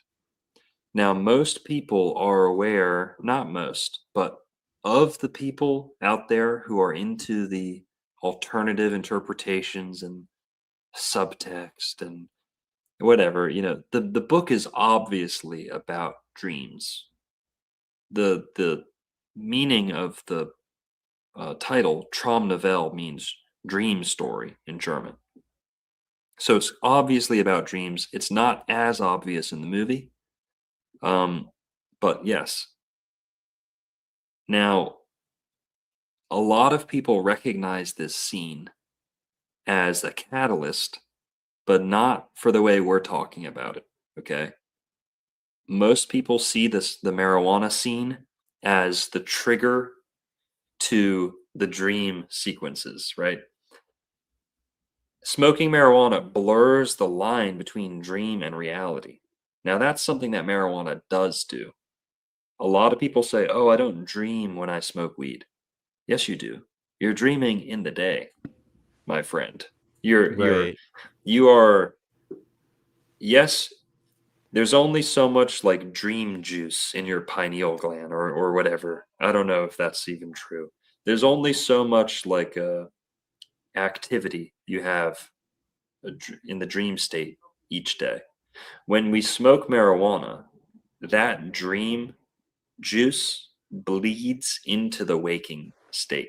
So your waking life becomes dreamier and your dream state becomes a little bit more like realistic, right? Or non-existent, right? If you don't, if you're not a good dreamer, I think dreaming's like a muscle you have to work out, your pineal gland or pituitary gland or something in there. You got to work it out. Doing a dream journal will help you, exercise that muscle, work up that memory, that retention.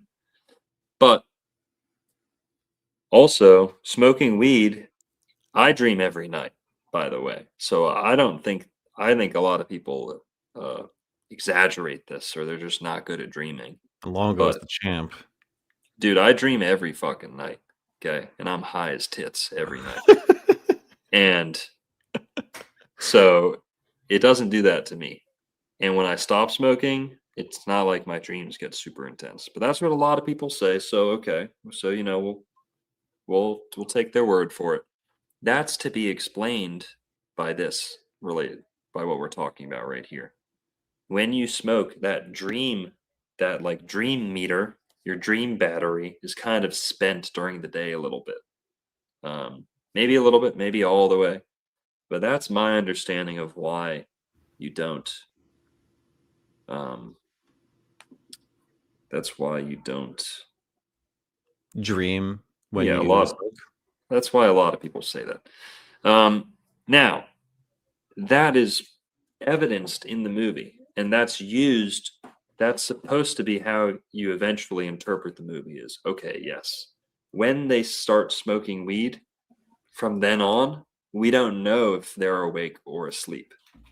You know, there's two parties, and we don't know if they're mirroring each other or if they both actually happened, right? Many scenes mirror other scenes and may actually be the dreamed, repeating them, the dreamt version of a scene that already happened. So, smoking marijuana is where the line is blurred between dream and reality. Then there's a clash. Now, that's what a lot of people will recognize that. But then there's a clash. What we're talking about tonight is the clash between the thoughts and the feelings, Gemini and Cancer. By smoking this weed, the thoughts become disturbed and the feelings become disturbed. Now, I'm not saying that's what I think it actually does to everyone, but that's how it's used in the story. It's the catalyst to bring up these, disturb the undisturbed feelings. There's the water's like settled, like sitting still, and then smoking, like, chops up the water, right? Gets the water not still. How do we say that? What's the expression for disturbed? Yeah, I guess. Perturbed. So now what's interesting is cannabis, taking it a step further, cannabis is ruled by Cancer. You can actually see that in the etymology. Cannabis goes back to the same root as canine, meaning dog. Sirius is the dog star. Sirius is in Cancer, in the constellation Cancer. And, old legends said that God gave us dogs and cannabis at the same time for the same reason. Man's best friend. Am I right? Mm-hmm. Spark up, brothers. Essentially, cannabis and dogs. I don't think there's any dogs in the movie, but maybe a couple dog walkers or something. But there's no pets at all, actually. No cats either, to my knowledge. Yeah. Cannabis ruled by Cancer. Sirius. Now, what's funny, no pun intended, is that once they start smoking weed, they do get a little silly, but things get very serious after they smoke weed. Oh, and yeah. there's this cannabis is like comedy tragedy a little bit. It's like that serious and humor, and you see the word serious in Cancer, right? So comedy, but also some seriousness, and shit gets serious with an I after. In terms of stars, fixed stars, Sirius was seen as like the fixed star equivalent of Pluto, like a gateway to the underworld, a beacon to the underworld. But yeah. Now, what else? What we see is some mania come out of Alice. Okay. And we talked about this in a previous show. You know how we say lunatic, lunacy, Mm-hmm. Mania goes back to Mani, the moon goddess. Mani, old Germanic or English moon goddess. So when we say many, you're multiplying something. That's the moon doing her job, multiplying like a mother, right? So mania, we see this connection with the moon, right? Now, bipolarity is more of a Gemini or a Mercury thing, okay? And I know it's kind of a fine line, I guess, between mania, bipolarity, but we're going to see those two clashing here. So they smoke marijuana, and then shit starts wigging out. Okay, when they smoke marijuana, well, here we'll come back to the marijuana scene. All right, first we're introduced to Helena, their daughter. Helena can mean sun, right? It can mean like Greek, Hellenic, Mm-hmm. Helios, Helena, also hell in there, you know. Helena Harford, their daughter, is played by Madison Eggington, and she's a Virgo. Now, her birthday is not super important. We're going to be focusing a lot more on Cancers and Geminis. Because, like I said, after they smoke weed, it is like Cancer, Cancer, Gemini, Gemini, Cancer, Cancer, Gemini. Everyone else that pops up is a Cancer or a Gemini. And we're seeing them talking. It's almost like the characters bumping into different versions of themselves, reflections of themselves, right? So, Helena, being a Virgo, represents virginity and innocence. Okay, she is the only person who is like totally sheltered from the nudity and the violence and the intimidation and, you know, you name it. So until the very end, some people theorize that she's actually abducted at the end of the movie. I think it's a little far-fetched. There's no proof of that. Yeah. And it's interesting, after he gets the letter saying, hey, back off, the very next scene, he goes and he sits with Helen and his wife. So it's like he sees that return to innocence there as like the reason to back off a little bit. Yeah. So Helena doesn't talk much, but then we get Roz, her babysitter. So this is in order of how we meet the characters. Roz is the babysitter, played by Jackie Sowiris, however you say that.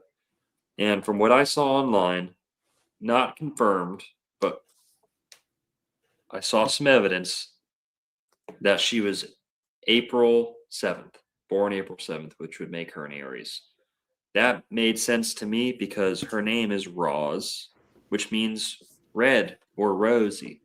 Rosalind, short for Rosalind or something else. Mm-hmm. Common Jewish name for girls. And it's a red head daughter with a babysitter named Roz. You know, red, ruddy, rosy. Her hair is kind of reddish, you know, a little bit. You can tell it's got a reddish tint to it. Auburn, yeah. Too. But all right, Roz, minor character. Helena, minor character. Here's the next major character. Okay. This is who hosts the first party in the movie. The movie starts out, they're getting ready to go to that party. Ziegler is not a character in the book. He was crafted specifically for the film, which is very interesting because he is the most openly, obviously Jewish character in the movie, but he's not in the original book. So why did Kubrick, who sought to remove all mention of Judaism from the script, mysteriously insert a very Jewish character? Huh. Well, Victor Ziegler was played by Sidney Pollack, who's a Jewish actor, also a Cancer. So starting off, this is kind of like Dr. Bill's boss. This is a guy that he does house calls for. Very, very rich guy, almost like Rockefeller or Rothschild level rich. He has some very expensive property in New York City. He's a very well-connected guy. He's a Cancer. So when we see this with the other characters having the same zodiac sign, I'm going to call these reflections or projections, okay? He is like a reflection of Dr. Bill. He's like if you know the movie, he's almost like the fully corrupted form of Dr. Bill, who's, foregone all of his morals and ethics and played the game and played the system. That's kind of what type of character Ziegler is. That He could gets it. also be called a Yeah. foil. A foil is a character that reflects back what the other character could be. Thank you. And Ziegler essentially gets Bill to kind of compromise or to conduct himself unethically. He is being loyal to his client, but essentially he covers for Ziegler. And that may be the first test. Some people theorize that the movie's actually about Tom Bill getting recruited into the cult, that they were, like welcoming him in a kind of dramatic way and making it like a charade. And that kind of comes up later. But if that were true, then Tom Cruise kind of passed his first test by covering for this guy when he was banging a prostitute and she overdosed. And he called Tom to come help him and he covered for him, all right, I'm not going to tell anyone, your secret's safe with me. And that kind of starts off this path of debauchery and, regret, right? Reflection of Dr. Bill. Now, also, superficially, he is total Cancer body type. Not like big breasted, but if you've ever seen like Brock Lesnar, that's the Cancer man body type. Like the breasts are just, it's not like man titties or anything. They're just large breasted, like prominent, big chest, upper chest. Harrison Ford's the same way. He's got the same exact build. Huge, like pecs, but like nothing else, pretty much. Like, big upper chest. So Ziegler, also surrounded by boobs. In this scene, there's a girl with her tits out on a couch, and then behind him in the same exact scene, there's a painting of like the same thing. A girl behind him with her tits out on a couch. And so there's 4 boobs in this scene, 2 pairs, and 2 cancers. So it's like, life imitates art. Cancer City, Titty City is Cancer City, guys. Nick Nightingale is the next, kind of troublemaker we meet. He's at that party. He's also working for Ziegler. And this is, he's Nachtigall in the movie, the book. A Polish Jew in the book. In the film, he's played by Todd Field. Now, his zodiac sign is Pisces, February 24th. This makes complete sense because he's a musician, and Pisces are said to make good musicians. Cancers are too, but Pisces, good with their fingers. Notice the word fin at the beginning of finger. Finger, that is, and he also holds up his hands at one point and says, I just play the piano, and like twiddles his fingers like this. Because I just play the piano, and shows his fingers, right? Like all I am is like a set of fingers, like he doesn't really have ethics or morals either, especially in the book, it seems. And he's like a traveling musician. All he does is play the piano. And that's kind of like eyes wide shut is kind of his motto, like he's got a blindfold on while he's playing piano later on. But piano player, notice the word piano. Piano sounds a little silly, right? Well, not if you've been reading Freud for years in preparation of this, okay? Freud's whole thing is sexual innuendo and puns as revealed through dreams and dialogue in dreams. So when someone says something that sounds, piano, that's valid. that's valid in the Freudian system, like of extracting every and all sexual innuendo from everything you hear all around you, you know. He plays the piano. Sorry, I still have my cell phone. Sorry. Plays the piano, uses his fingers, and yeah, what else can we say? You see anything else Piscean about him? A little Well, sad. He's kind of depressed. He's a defeatist. He gave up easy. Got a little bit of a pussy. Those are all very Pisces things. he's a pushover. He got beat up. He got sent on his way. He got sent packing. So he is finished in New York. He got sent back to, I think they say Washington or Seattle specifically.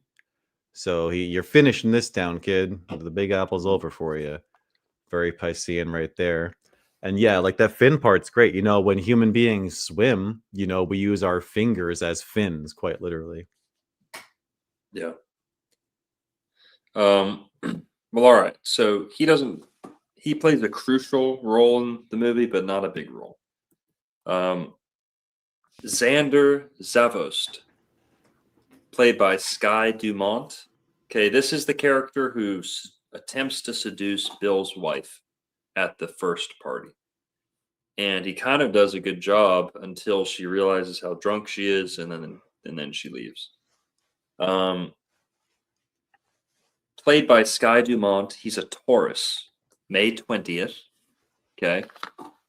What does that tell us? And what does his character kind of exude? He's pleasure driven. Pleasure driven. Oh, have you had the wine? Have you seen the art? Oh, have you heard of this poet? Oh, we should run away. We should go upstairs. And he invites her to go upstairs, which is another Freud innuendo. You know, Freud said going upstairs in a dream means that you're having sex. He literally asks her, he says, "Do you know why women traditionally got married?" And she's like, "No, tell me." And he's like, "So they can lose their virginity and have sex with who they really want to." So like he is like truly like I think he's a very Saturnian character as well, the tempter. But I mean the fact that he's a Taurus, totally pleasure driven, like you're saying. Perfect. Well, I see the tempter as Venusian. You know, Mhm. Saturn punishes you. You got to get tempted first with Venus. Venus is Lucifer, and Yep. that's very present in Taurus. So Yeah. all about seducing, pleasure. Oh, just give in to that. You know, right now, eat that extra candy. You know, do what you're going to regret later. Taurus struggles with some of that stuff. They're very pleasure driven. It's hard for them to shut off their senses, right? So he's touchy feely, big Taurus, but when he says, pay attention to the dialogue, he says, "Hello, my name is Zandor Zavost. I'm Hungarian." Like without asking, he just says, I'm Hungarian. Well, guys, how many people have heard jokes like, "Oh, what are you? Oh, you hungry? What are you, from Hungary? Oh, you're from Hungary? Well, what did you have for lunch? Haven't you had lunch?" Something like that. Some dumb joke. Hungary. Guys, it makes perfect sense when he's a Taurus who are, obsessed with eating. Taurus is where we get the word restaurant. Okay. He's hungry. He's like fiending. Okay.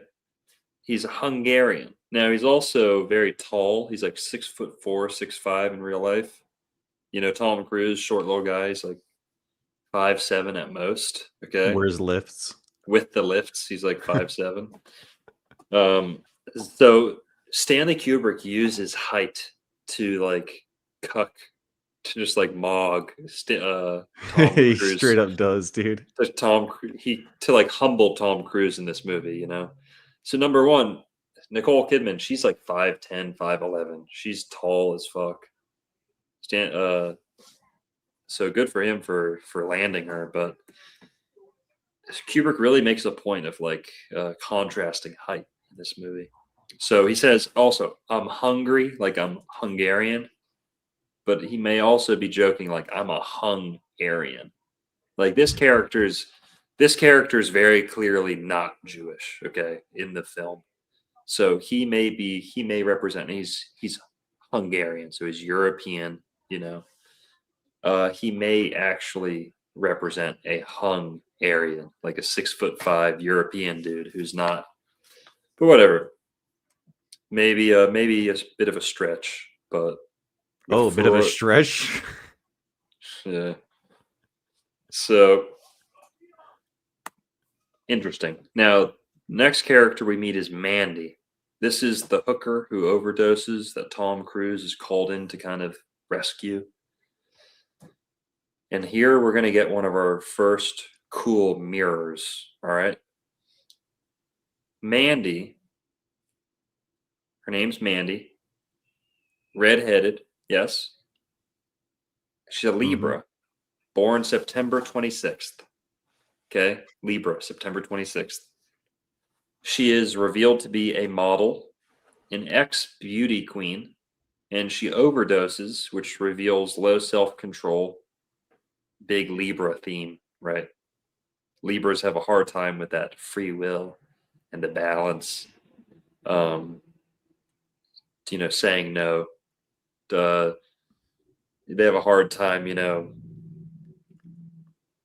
stopping while they're ahead, stopping, driving home when they've had a reasonable amount to drink. Libra is all about they're not so much about excess. It's more about peer pressure, and just not knowing your limits, I guess. Yeah, the fall is inevitable with Libra. It begins the fall, so there's no choice really in a way for Yeah. them. Right. So Mandy comes up again under a different, not a different character, but a different actor, different actress. You guys are going to see cool little switcheroo that happens here. But first, let's talk about. Oh, there's Nick Nightingale. He's lit from the bottom to kind of make him look sinister. But yeah. Like Santos goes into that big time. The devil is little Nicky, old Saint Nick. Santa is Saint Nick, and Nick Nightingale tempts Tom Cruise to go down with him. And Tom Cruise accepts that offer. He succumbs to the temptation. Right. Now we talked about the marijuana a little bit, but just to revisit it. So so far we've got kind of the family, Dr. or Mr. Ziegler, and the piano player Nightingale. She smokes. So after that first party, they come home and they smoke weed. And both Tom, Bill and Alice, they both smoke. But it seems to affect Alice a lot more than it does Bill. Cancers, when they smoke, it just kind of like boosts what they have. But Geminis, a lot of Geminis don't like smoking. My mom's a Gemini. She hates weed. And I don't know, just who knows? I know a lot of Geminis who love it, but marijuana does provoke the mind in a way, kind of disturb it, not in the bad way, but kind of gets it. Yeah. The Gemini mind is already very active, so slight agitations can definitely cause unwanted effects. Right. So she smokes, and now going in order of the movie, after she smokes, we then get the big argument between them, and she confesses. They're arguing about attraction and sexuality, and the different, the perverts at the party. They're kind of reflecting on the party, and Tom's like, Dr. Bill's like, I trust you. You're my wife. Like, doesn't matter how many creeps or swingers there are at a party. Like, I trust you. And she's like, oh, she gets offended. Like, oh, why do you, you know what, like I'm not sexually like valuable, or I don't have like my own sexual interests, or like, you know, you don't, it's confusing and it's dumb, but she's basically like, why is that? Like, why Well, don't you see me as like a threat like that, or something like that? Like, why do you feel so assured of yourself, you know? Go ahead. yeah, she thinks like, because she asked, she says, "Oh yeah, that Hungarian guy was trying to sleep with me." And Tom Cruise says, "Oh yeah, that makes sense. You're very beautiful." And then she goes, "Oh, so men only want to talk to me because I'm beautiful?" And he's like, "Well, not like that." And then she's like, "Well, why were you with those models, right?" And then he's like, "Oh yeah, you won't cheat though." And she's like, "Are you so sure of that?" And like you're getting at, that's the whole conflict right there, where that she then lets Tom Cruise know that, and this is a motif throughout the whole movie, guys, is that she lets him know that there was this naval officer that she fantasized about. And Tom Cruise literally gets cucked in his own imagination throughout the entire movie by this naval officer. Yeah. Yeah. That's right. So by smoking, it brings up all these feelings and almost like this like sense of jealousy, or um yeah. And they start arguing about, she's like, no, women are as depraved as men, is essentially like what she's saying is, to quote from the movie, if only you men knew like how bad we really are. Not that second part, but the first half is a direct quote. Hmm. I'm filling in the second half. If only you men knew how perverted and like backstabbing, or you know, how willing we are to you know, throw it all on the line just for like a moment's experience, you know, just like men, you know. Hmm. Um that's, and then they all, their relationship is tested, you know, Yeah. fiercely after this. And Tom goes off on his own, and he's so hurt or like jealous and in his feelings that he then goes and launches himself on this like, he's Odyssey. he's hungry for sex, you know. He's so angry at his wife that he wants to get back at her, essentially by having like meaningless sex with someone else, you know, to kind of rebalance like the power dynamic, you know. Meanwhile, Yeah. she stays home the whole time with the daughter, so he's encountering all these hazards, and you know, these like crazy encounters, and she's home just chilling. And if he just stayed home and maybe cooled off for like 15 minutes, they might have been a-okay. But something else happens while they're arguing, while they're high on this weed, this fucking weed that's ruining the goddamn relationship. Okay, that's what marijuana does. God damn it! Dude, It she says to Tom Cruise, she's like, "Yeah, after that naval officer, you and I made love. And that whole time I was thinking about him. We were talking about our future. We were talking about this, that, and the other, our daughter. And there was not a moment where he was not on my mind." And that breaks Tom Cruise completely. yeah, yeah. She's really trying to tear him down in this marijuana induced stupor. Um, but okay, okay. Now, after this weed, they get a phone call, and Tom is kind of ripped away, has to go back to his duties because he's called. Someone tells him, "Hey, one of your patients just died. You have to go respond." So he goes, you know, still kind of high on this weed, and we don't know if he actually goes to sleep or not. So, spoiler, this is one of our first potential dream sequences. We don't know if he went to go respond to this in real life, or if he went to sleep and dreamed, because they're in bed, it's late at night, you know. They just got home from this long, exhausting party, right? Um, but all right, what happens when they smoke weed? This is where it gets super, super interesting, guys. 2 hours in, this is where it gets interesting. All right. uh, Once they smoke weed, some strange things start happening. Did you guys think that was Nicole Kidman for a sec? Maybe some of you. Well, if you did, you aren't alone, and that's kind of the whole point. From here, Tom picks up the phone and responds to the dead patient, goes to their house to kind of see what's up. And when he gets there, he's greeted by their hot daughter, hottish daughter, okay, who looks just like Nicole Kidman and is made so that her hair and everything looks like Nicole Kidman. And that's what she's supposed to be. And you don't have to be a rocket scientist to realize she looks just like Nicole Kidman. But when you put the astrology to it, guys, this shit is mind blowing. Nicole Kidman's a Gemini. So was it enough for Stanley Kubrick to just pick an actress that looked like her? No, that's not good enough.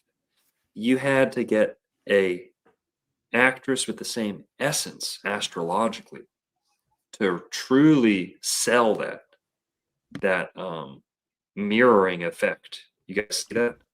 Mm-hmm. Gemini mirroring a Gemini. That's the secret. That's how he did it, and that's the pattern we're going to be following here.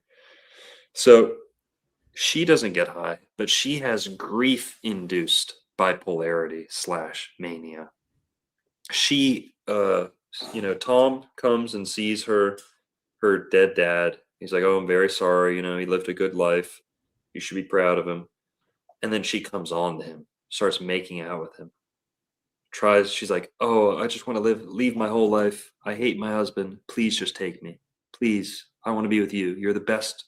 You're the greatest man I've ever met." She said, even if you hate me, I just want to live near you. Something like that. Crazy. Manic, okay? Grieving. Tom Cruise dreamed this scenario because it's all of his wishes being fulfilled. It's a version of his wife that has had something, just got gut punched, so she's been humbled. She's not going to go out. Instead of cheating on him, she's cheating with him. She's choosing him as the person to cheat with. It's a direct Freudian fulfillment, wish fulfillment, meaning it's something bad. It's a direct, by the way, if you've ever read the interpretation of dreams, this is the example. It's the prime example of Freud's main theory. Why do we dream of people dying? He gives examples of why that is. He gives examples of women who dream of killing kids, not because they want to kill kids, but because they've been to funerals for kids before where they were seduced or met a man that they really liked. And thus, and this is something I believe, Freud was on the money with this one. Dreams do fulfill wishes, and they do have that sexual, connotation almost always.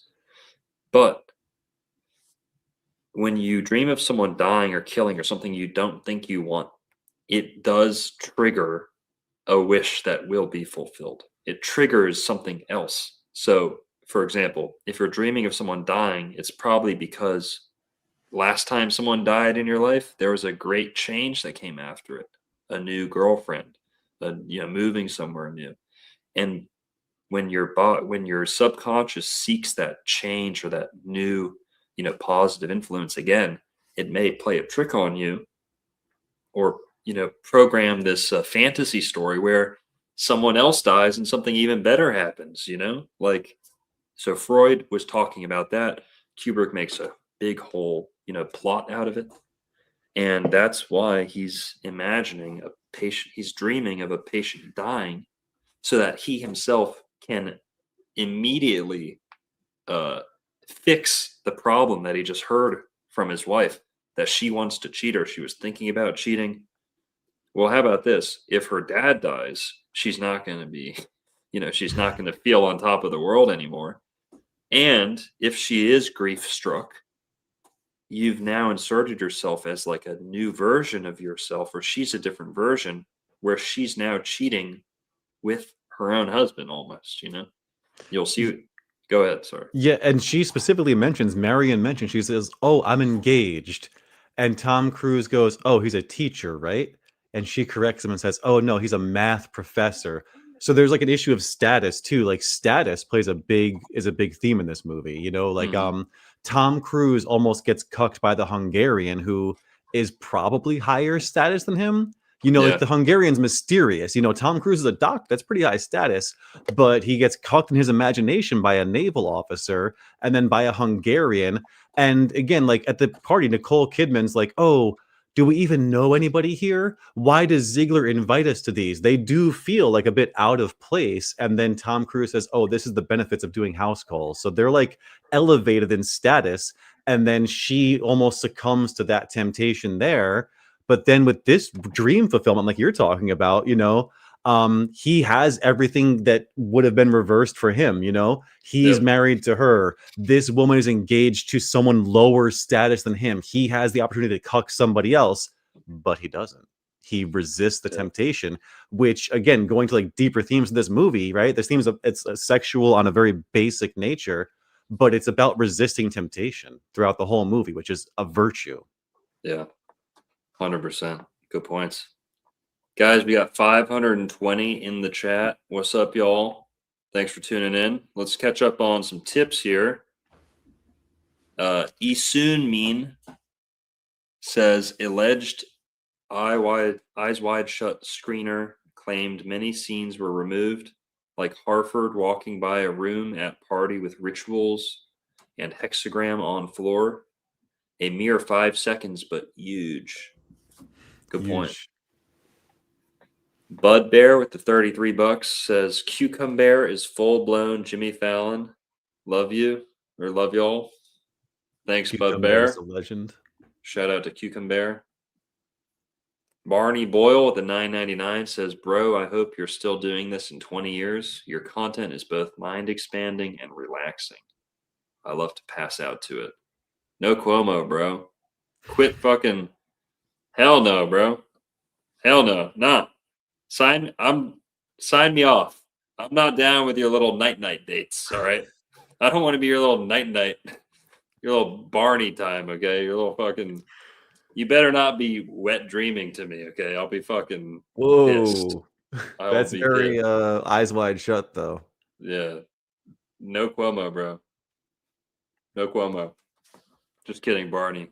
When he Love you. wrote that, I thought he said passing it out, like distributing it to his friends.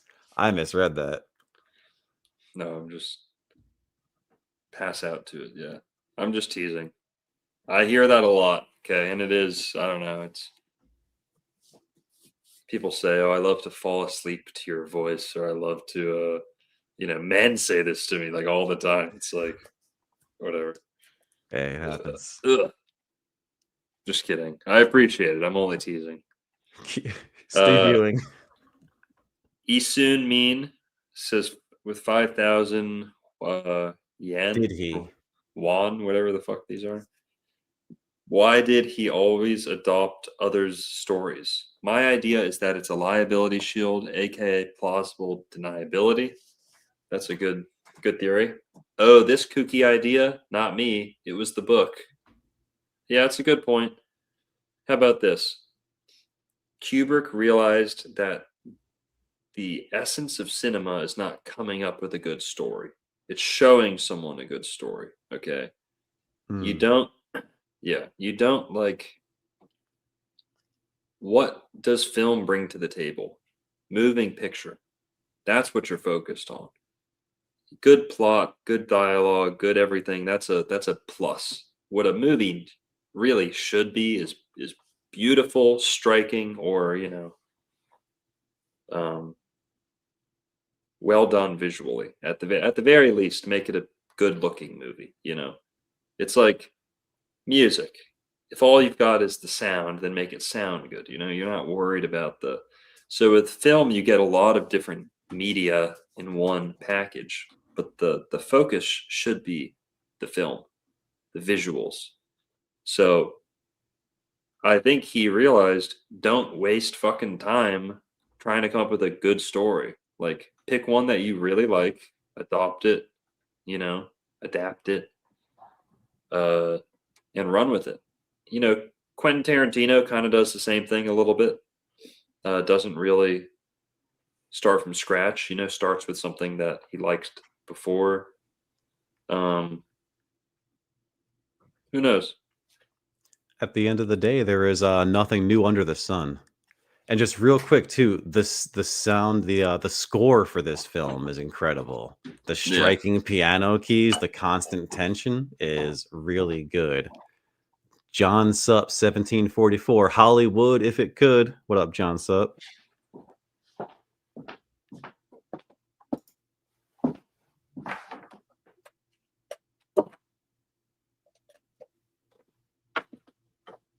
So grief-induced bipolarity and mania from this chick. Yeah, she throws herself at Tom Cruise, this Marion.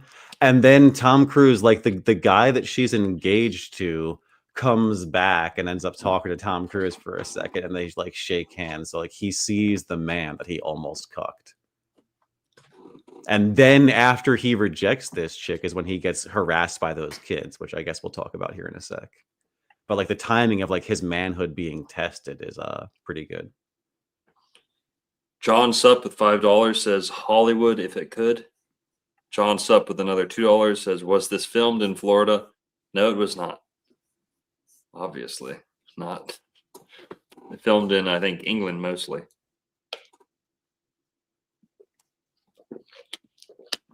So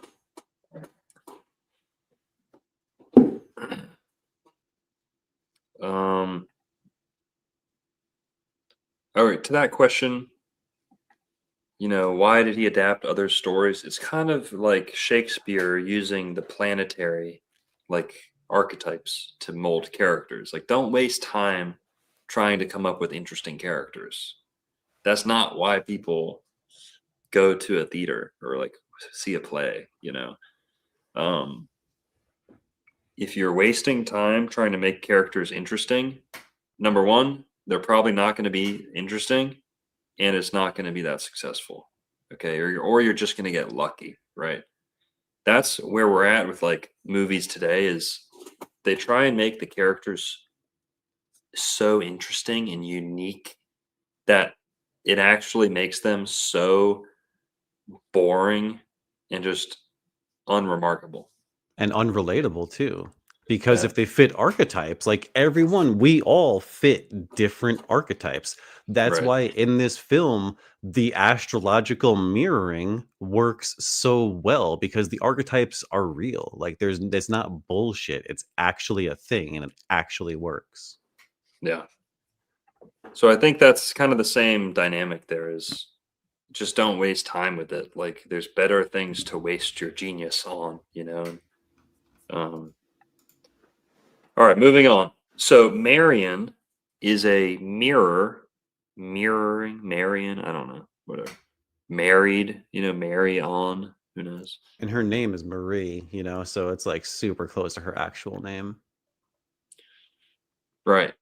Now, she is clearly mirroring Nicole Kidman. Let me pull this off screen here. She's mirroring Nicole Kidman, and this is right after the marijuana, kind of like split their reality. Mirrorana? Okay, no. I feel like that was a long ago classic stretch. Did you? I know. I just said that. I didn't say that, but I tried to say the same thing, like Mary, mirror, Marion. Yeah. Whatever. I'm with you.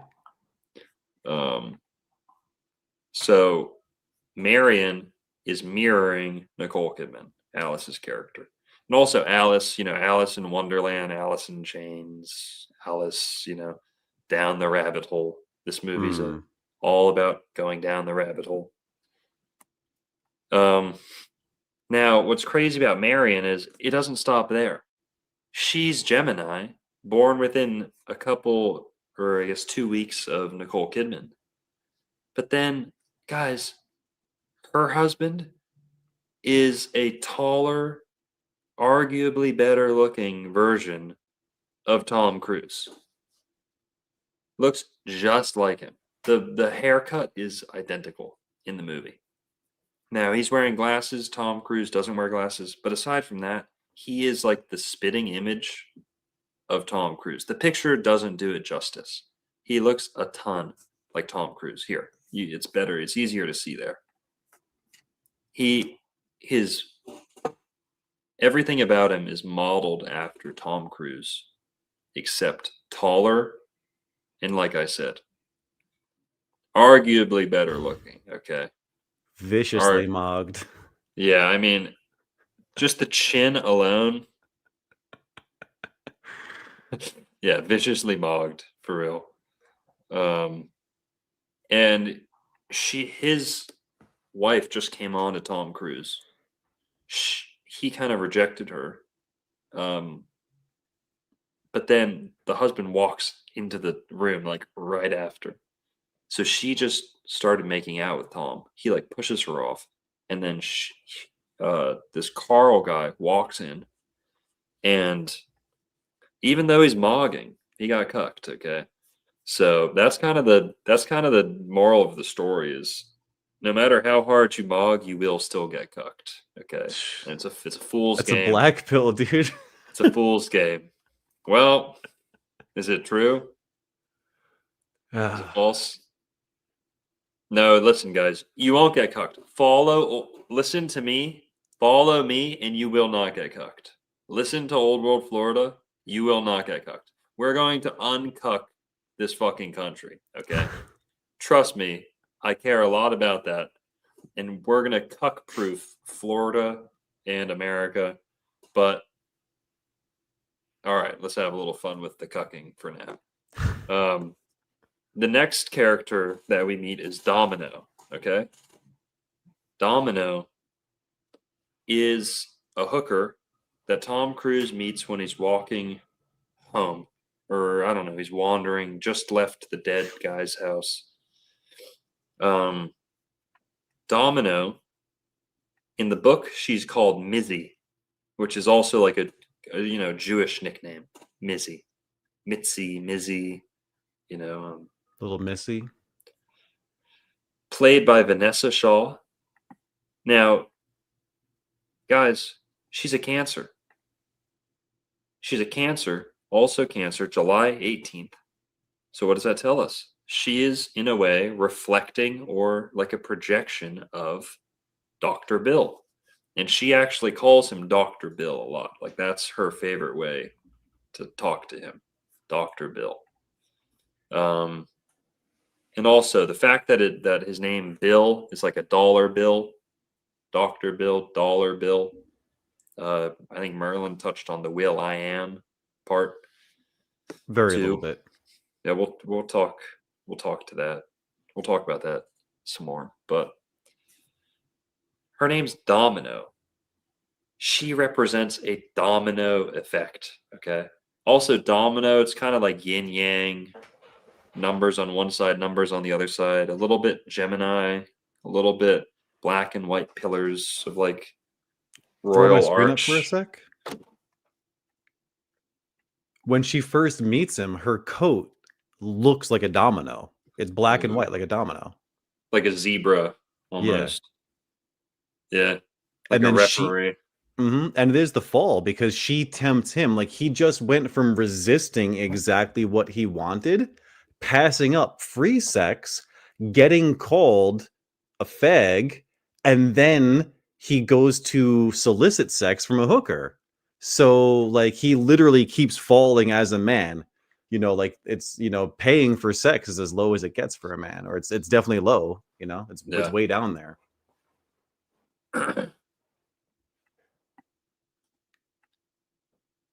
Domino, played by Vanessa Shaw. She's a Cancer. Prominent boobs. Okay, they're not the biggest boobs I've ever seen, but they're definitely prominent in the scene, and Kubrick wants you to look at them. Okay, so there's a domino effect going on. Yes, maybe potential Domino's pizza reference. But yeah, a lot of yin yang going on, a lot of duality being highlighted in her name, and also kind of the cusp between Cancer and Gemini. I think might be or she's kind of closer to Leo, I guess. But Domino has a lot to do with this duality. It big Gemini Cancer thing going on throughout the whole movie, back and forth, Cancer and Gemini, the feelings in the mind. Okay, so Tom Cruise is almost like every time he meets a Cancer, it's like he's encountering another one of his emotions, right? Or he's meeting a different part of himself, right? A different repressed urge or memory or something like that, you know. Now, Yeah, the who's after Domino?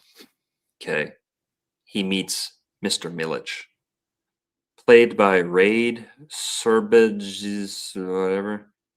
Okay, guys, the guy that my brother and I purchased the bookstore from, took over the bookstore from, just like this guy, like just a way older version of this guy, Tamaj, my mentor, I guess, a little bit. The guy who owned the bookstore before me. He's also Hungarian. I don't know if this guy's Hungarian, but the other character was. So Tamaj is Hungarian. He kind of looks and talks just like this guy right here. And he has mutton, like big mutton chops, kind of like the beard. So Mr. Milich is a Leo. He's a Leo. And what do we find out about him? First thing we find out about him is he kind of accepts a bribe. It's not like a legal bribe. It's more like he wanted to sleep. But Dr. Bill offers to pay him extra money. So he wakes up. He's willing to kind of, I don't know, I don't want to say sell out, but he has a price. Let's just say that. We find out Mr. Milich has a price for everything, right? He accepts a bribe, more or less, but his occupation is he sells masks and costumes. He owns the costume store, and Dr. Bill's there to buy a costume so that he can get into the masked ball / orgy. Mr. Milich is preoccupied with his hair. As soon as he finds out Dr. Bill is a doctor, he says, "Hey, my hair. Can you help me with my hair? It's falling out. My hair. Look here. Look at my head." Very Leo coded people. Leos are all about their hair. Very vain, right? But also it's like the mane, like a lion's mane, So he's very protective and concerned about his hair.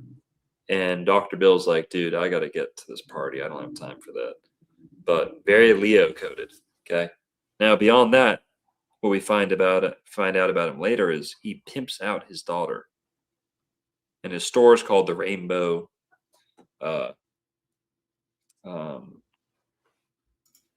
Under the Rainbow, something like that. Called. It's a rainbow theme. Under the Rainbow or rainbow costumes or something. The name of this bookstore before we took it over was the Rainbow Bridge. Isn't that interesting? So from the same guy, Milich's daughter, okay, that we find out he's pimping out. She's played by Lily Sobieski. She's also a Gemini, guys. What are the odds of that? A young, now we're youthful, according to like alchemists. Gemini rules like youth. And Mercury is like the youth, the kind of preteen, I don't know, early teenager, early puberty.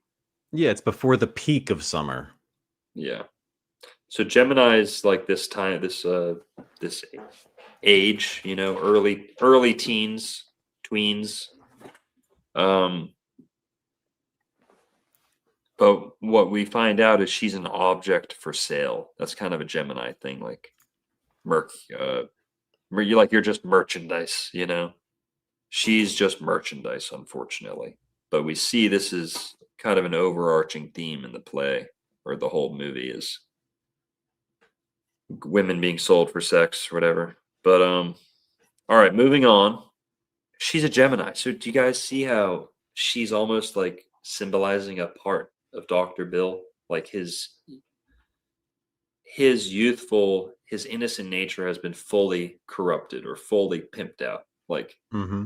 he, from this point onward, if he didn't stop what he's doing and call the cops right then and there, from what he saw this night, Oh, he's revealed himself to be a corrupted person, whether it's explicit or obvious or not.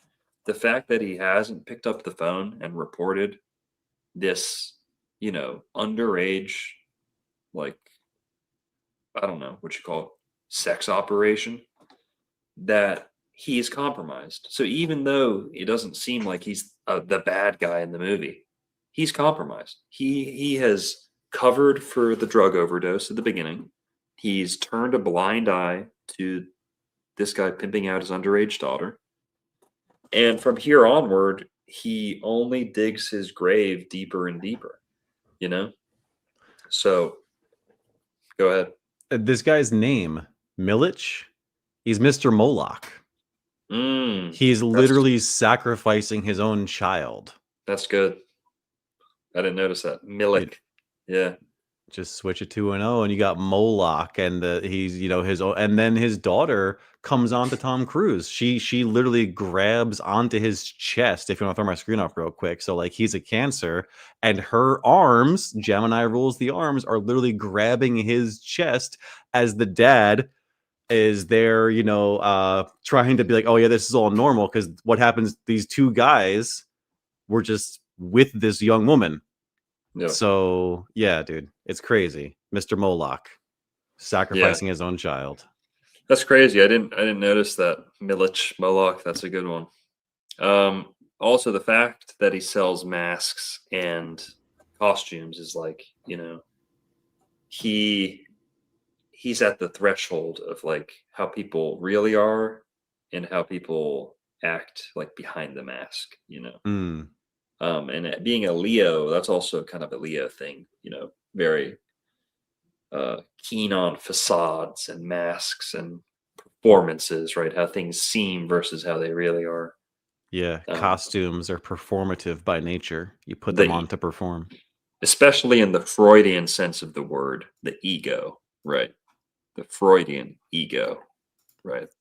And so mask, ego, right? Outer self, all this stuff, inner self, outer self, shadow, you name it. Freud, Jung, they're all kind of poking at the same thing. So these are the two Japanese men. Okay. And speaking of Saturn. Oh, yo, throw your screen back up. Mine's still up. Oh, yeah. Speaking of Moloch, okay, I didn't pick up on that. But number one is a Libra, September 26th. So that's a date we've already seen. We've already seen September 26th with Mandy. And the other guy's Capricorn, January 2nd. I think he might be the only Capricorn in the movie. Kubrick was very particular about avoiding certain signs in the movie. There is no Sagittarius in the movie. There is no, what else? Maybe everything except Sagittarius. Lucky you. Yeah, everything except Sagittarius in this movie. But one's a Libra and one's a Capricorn. What do they have in common? Saturn. Saturn exalts in Libra and it rules Capricorn. So if Moloch is Saturn, which it is, and Milich is Moloch, potentially, that's a firm connection. He's making deals with the devil, Satan. Two well-dressed, sharp-dressed men, the devil. Now also, Tengu. Tengu connections, okay? Are they carrying their Torah scroll? Who knows what the Tengu are, guys, okay? The Japanese have historically found conflict with the Jewish people, and they have some interesting perspectives on them in their ancient mythology. They call, there's a legend about Jewish people that they call them Tengu, and they often, yeah. So whatever, go look that up on your own. But Japanese and Jewish people, strange connection between the two. Kind of one of animosity, a little bit. Again, the Japanese sided with Germany in World War II, so that's part of it. But I did a whole review about a movie about Mossad in Florida, and like terrorist attacks in Florida, and a big part of the plot was like Japan, like also being involved, kind of being in the way of Israel getting what they want. What? That never Yes, happens.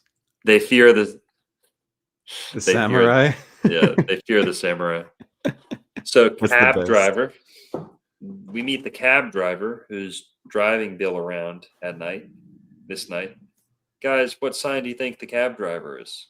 Commuting, messenger, middleman kind of job.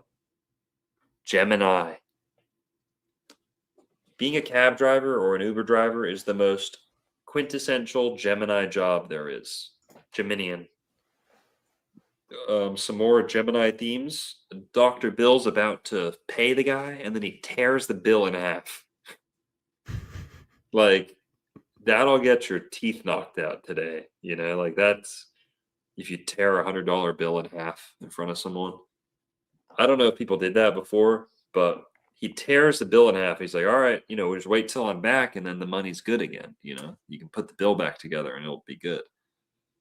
But it's very Geminian, tear it in half, two halves. There's a face in the middle of a dollar bill. You're tearing it in half. You're kind of tearing a face in half, two-faced. There's two faces on a dollar bill to begin with,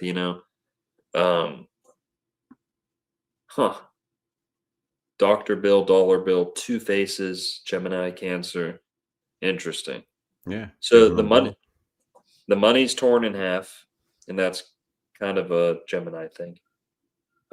Cabs, yellow, orange. School buses take you to school to go learn. Cabs take you back and forth, to and from work or your occupation. Very Geminian, guys. The yellow cab, yellow school bus. So if you're a Gemini, guys, try being an Uber driver or a driver or something. You might really like it.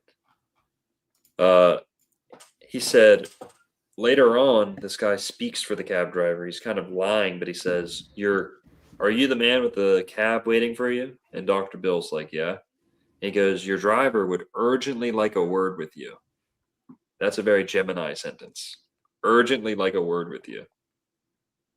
Geminis are very quick, fast. No waste. They don't like to waste time. They don't like to kill time, or, they like to be efficient. But all right. Moving on. Gate Man number 1. Now, kind of very minor character here, but the birthday just had to be included because of the name of the character in the script. Gate Man. Scorpio. The gates of Hades, the gates of hell. Once you go into this gate, you're in the underworld. It's orgy on your left, murder on your right. It's Scorpio, Scorpio, Scorpio. Gate Man number 1 is a Scorpio, played by Angus McInnes, October 27th, Scorpio. So we won't dwell on him too much, but another one of the henchmen here, another tall guy. That guy was really tall. You see how tall he is. Tom Cruise getting mogged all over the place. Yep. Now this guy, his name in the script is Tall Butler. Tall Butler. He's probably 6'3" at least. I don't know, taller. Played by Brian W. Cook. Now, unconfirmed, so I put an asterisk on there. I could only see one source. So all the other ones have multiple sources for their birthdays. This one, unconfirmed birthday. But what I did find said he was August, definitely born in August. August 1st is the only birthday I saw for him. That would make him a Leo. Now, why that's important is this guy, this character who's masked in this scene, masked in the whole movie, I think. Later on, over a decade later, would play Stanley Kubrick himself, or an imposter of Stanley Kubrick in the movie Color Me Kubrick, about a Stanley Kubrick imposter. He plays the imposter. So if Stanley Kubrick's a Leo, it would make total sense that this guy's a Leo as well. And I think he is. Moving on, here's another big Leo character, Red Cloak. This is kind of the leader of the sex cult Illuminati orgy party. This is like the leader of the ritual, the ceremony. He's the only one in red. Everyone else has black cloaks on. And he speaks. Everyone else is silent at the party, except for him and the butlers. He speaks. Now, guys, who's Red Cloak played by? Leon Vitali, Stanley Kubrick's assistant. It was the only role that he did after becoming Kubrick's assistant. Was Kubrick at the end of his career said, "Hey, dude, I want you to play the head of ceremonies, master of ceremonies in this, Illuminati orgy," and he did it.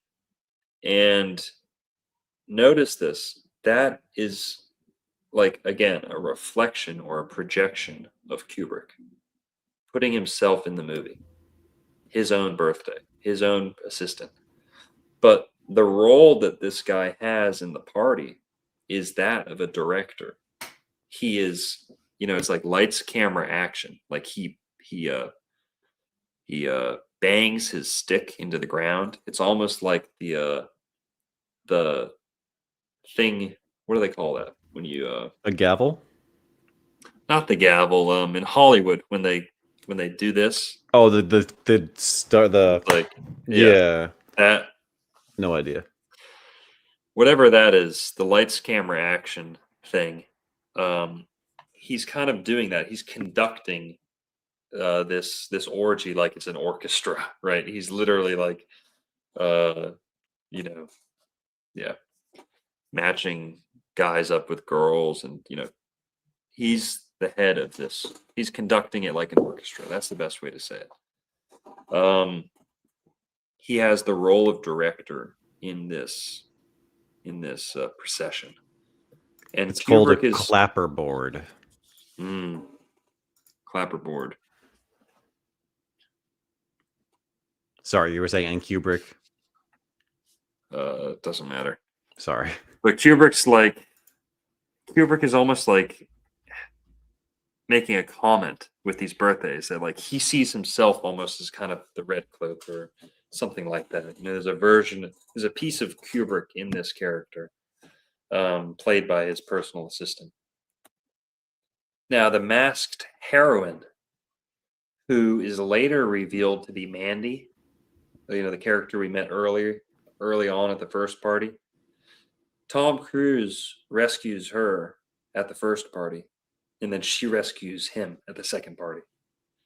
So those are, obviously mirroring each other, but it's believed that the second party is the dreamed version of the first party.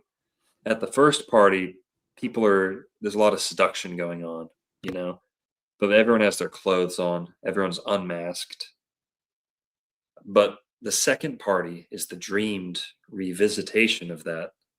And now everyone's unclothed, but they're masked, right? It's like the opposite. And they're showing, it's like in the second party, people are acting like how they wish they could. Their desires are let loose, all the facades are kind of gone. It's like the masks are on, but the masks are off, really. Yeah. Yeah. And well, when you look at, also, this is a little bit out there, but when you look at the Sandor guy, Sandor, the character, his face, let me go back to him, literally looks like the tragedy mask, or like his face looks like the theater masks, like the comedy and the tragedy, like the exaggerated eyebrows, you know. Hmm. But all right. So yeah, they're saying like the people at the first party, the people at the second party who are in this drug or this Satanist orgy, they're like the same people at the first party, you know, largely. And whatever. All right, moving on. Red Cloak, the masked heroine. Now it's revealed to be Mandy later on, but actually played by a different actress. So, their tits look really similar. How did they do that? Because this is supposed to be Mandy. Okay, but in the second half of the movie, we don't see her face. We only see her boobs. And they look like the same boobs and the same build and the same body and everything. And the same hair color, you know, it seems like. But we don't see her face behind the mask. Now, and Mandy doesn't do much talking. And the masked heroine does a decent amount of talking, but we don't see her face. But if I had never researched this, I would have just completely assumed it was the same actress. If she's comfortable showing her tits in one scene, that's not the reason you have to switch her out. You know, why are you switching out an actress who's playing the same character? He had his reasons. But what we do know for sure is they're the same zodiac sign. They're days apart, born days within days of each other. So whenever Stanley Kubrick's going to replace or mirror a character, he's going to do it with the same zodiac sign. Clearly demonstrated with Mandy, who's also the masked heroine, but played by a different actress, mysteriously. Comments, thoughts? That's Merlin? crazy. Yeah, and again, Libra rules mirrors, and yeah, Yes. Yep. that is pretty crazy. Exactly. The two signs getting mirrored the most, aside from Cancer, are the two signs that rule mirrors. And even Cancer is like a yin and a yang, the 6 and the 9. There's still a bit of a mirroring there too, you know. But all right. So Mandy, who's a Libra, September 26th, is only 4 days away from the masked savior who rescues Tom Cruise from the orgy party. Not the same actress. Played by Abigail Good, who's also a Libra, born 4 days later. But how about that, guys? You guys catching on? You see the technique? What if it's just a coincidence, man?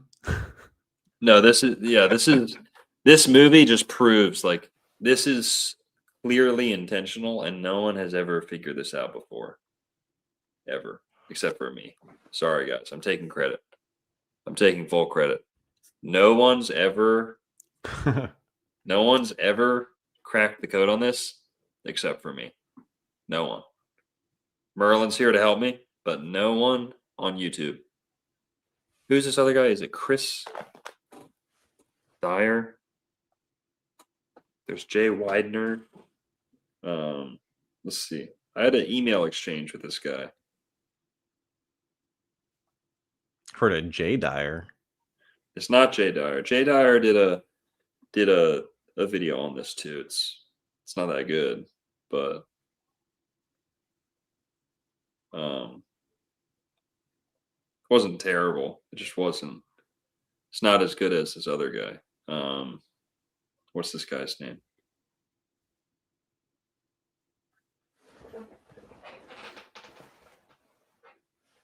Is it like Chris Dyer?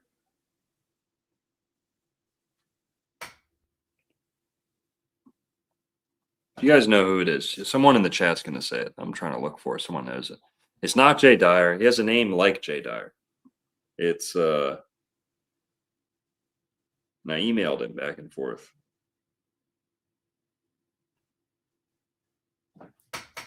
Is it Jay Widener?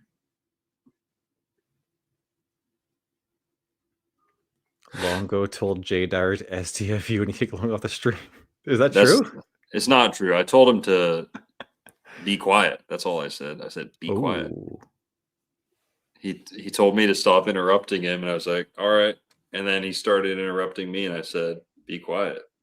So Dang, I didn't know you ever hung out with Jay Dyer. we debated one time. What was the subject? Vegetarianism. Oh, dude. Yeah. And it only lasted 5 minutes. Really? He rage quit. I mean, I don't think I won. I definitely didn't win the debate. It only lasted like 5 minutes, but he rage quit. So you can make up your own mind. It's real hard for a meat eater to debate a smart vegetarian. You know, like there's not much going for meat eating, to be honest. Rob Ager. I finally found him. Rob Ager. So kind of a similar name. None of you helped me. None of you knew who it was. Never heard of him. I'm speaking for the chat too. We never heard of him, Longo. Who the fuck is Rob Ager? What does he do? What's he about? What's he all about, man? Rob Ager is a YouTube film critic. I'm sure he does stuff outside of YouTube, but I found him on YouTube. Rob Ager is like the Kubrick film like critic, decoder. He's not that good on like the real conspiracy theories. He's kind of, no offense, but he doesn't like to go too deep on the conspiracy theories. He really wants to like kind of stay within the film industry kind of conversation, right? Talking more about like plot and influences rather than the big conspiracies. But I talked to him one time when I started my YouTube channel. I said, hey, dude, I cracked the code on Eyes Wide Shut and how Stanley Kubrick used. I didn't say astrology because I didn't want him to steal the information before. That's not a reflection on him. I was just worried about it. And I've been thinking a long time about putting this info out. Okay, because like I said, no one has, and I didn't know what to do with it. I actually wanted to hand it over to him so that he could present it to people who were very into Eyes Wide Shut and stuff. And I was like, hey, dude, can I just show you some? I'll show you like a couple examples, and then you'll understand like the code. Because he's a smart guy, Rob Ager. He is very smart. He does have very high IQ, you can tell. But he was missing this, and I wanted to just give it to him so that he could run with it and be like, because he crushes a lot of these angles, and he's gone frame by frame, but he doesn't talk about the astrology or anything. All right, who do we meet next? Sally is Domino's roommate. We've got us covering her right now. Sorry. That's all good.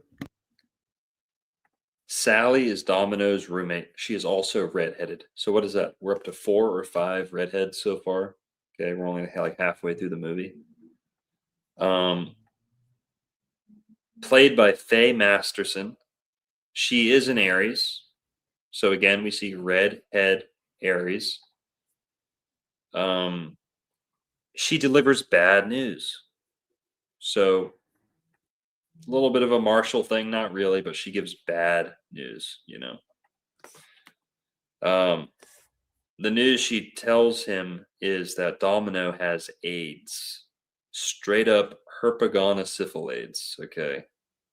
Every disease that you can find on a New York street corner, she had oozing down her legs, okay? Disgusting. Which is going back to the themes of the movie, right? Like faithfulness to marriage is a huge part of this movie, and because he didn't go through with it with her, look at the bullet he dodged. Dude, for real. He almost gave his wife AIDS. Yep. So it's just, again, just showing like this movie on a basic level. Yeah, sure. Sex, orgies, occult, conspiracy, whatever. But it's really about what a healthy marriage looks like by showing what it shouldn't look like. True. And Sally is kind of like Sally's like salacious or like salesman, like going door to door. Yeah, salacious, Sally, salacious remarks, a lot of sexual innuendo going on around. Yeah, she does get quite close to Tom Cruise. She's like, "Oh, she told me how nice you were," Yeah, stuff like that. She was gonna, but she was down to bang. He could Yeah, have banged. She was down to bang, even though it seems she thought that, he well, had whatever, HIV. that he might have. Yeah, we don't know Yeah, if Domino told him like, "Hey, we didn't bang," but whatever. So Sally's kind of into him. There's also another clue is anytime you see Christmas lights in the movie, there is sexual arousal. Someone is aroused on screen. That is the Christmas light thing. It's set at Christmas time, but all the scenes where there are Christmas lights, there is sexual arousal going on. It's supposed to represent like the neurons in your brain like lighting up. Like if you were, hooked up to a sensor, you would be showing Christmas lights like when you're aroused. yeah. That's the connection there. So she's a redhead, also an Aries. Very minor character though, so we're not going to dwell on her. Next, we meet Alan Cummings, who plays a hotel clerk. He's an Aquarius. So January 27th, Aquarius. He's very cartoonish in this movie, but more importantly, he is queer AF. Aquarius is the Aquarius sign, okay? They're queer, they're curious. Aquarius, they're awkward. Queer comes from Aquarius. And boy, Alan Cummings is queer. And also in this movie, there's a lot of homoeroticism.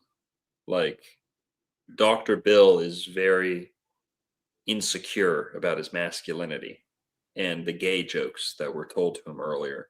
And the fact that this gay guy is like flirting with him a ton gets on his nerves a lot, but he also has to kind of play along because he really, really needs the information. So again, kind of down on his luck, he's literally emasculating himself to like play along with this guy's little flirtations because he needs the information that he has. What did you see? Did you see my friend? He was here yesterday. He won't tell him. But this guy is like super hot and heavy over Dr. Bill. And yeah, Alan Cummings. Funny name too. But next is the stalker. Okay, the stalker who's following Tom around all over. Also a Leo, played by Phil Davies. According to the internet, his birthday is July 30th, so also a Leo. And again, another reflection or projection of Kubrick. So, who else we got? Ziegler's secretary. Aquarius Pisces cusp, played by Michael Doven. He may appear later in a mask.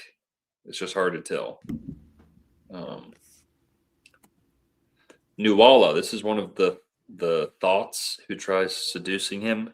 Dr. Bill at the beginning of the movie. Played by Stuart Thorndike. Birthday was unavailable, so I couldn't find her birthday. But something she does, she spells out her name.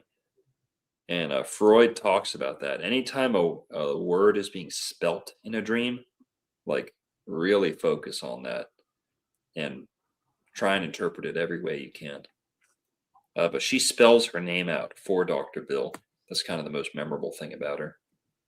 And then Gail, the other girl on his other arm, birthday also unavailable. These are like very minor characters, very, not very well-known actresses. But what we know about her, most, kind of defining thing about her character is she tells a story that she had met Tom Cruise before and says, I had something in my eye and you helped me. You gave me your handkerchief. Okay. Now, the innuendo there is that we don't necessarily know what that interaction was. And part of the way she describes it is that, not to be lewd here, but they had met before, barely knew each other, kind of like in a similar instance to this. And essentially, he made a mess on her face and then gave her her handkerchief because she had something in her eye. Okay.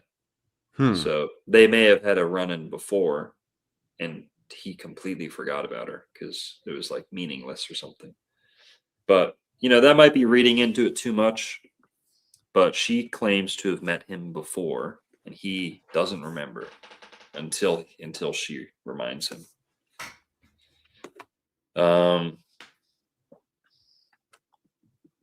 All right, that's the end of my slides. Those are all the characters that we could find out their birthday. And yeah. And we're at 3 hours here. So we're gonna have to wrap it up soon, but Merlin, any thoughts? Anything you want to focus on? I mean, we could talk about the name Eyes Wide Shut. You want to talk about that at all? Or Fidelio, the password. Both of those are pretty decent topics we haven't touched yet. Let's talk about Fidelio. Yeah. All right. Pull my screen up real quick, please. So, guys, right? The password is Fidelio. And then, of course, when he's asked, what's the password to the house? Well, it's a trick. There is no password to the house. So, right, Fidelio, guys, this movie has very big Saturnian vibes, big time, right? Like it's all about hidden things. Saturn rules hidden things. And Fidelio is actually such a cool password that totally, if you understand Fidelio as the password, you understand what the movie's really about, right? Fidelio, they say, oh, it's a Beethoven opera. Beethoven only wrote one opera, and it's called Der Triumph der Erhellichen Liebe, or whatever, some German shit. What it translates to is Leonore, or the triumph of marital love. So the password to this unrestrained, debaucherous orgy is literally an opera about how marital love is the triumph.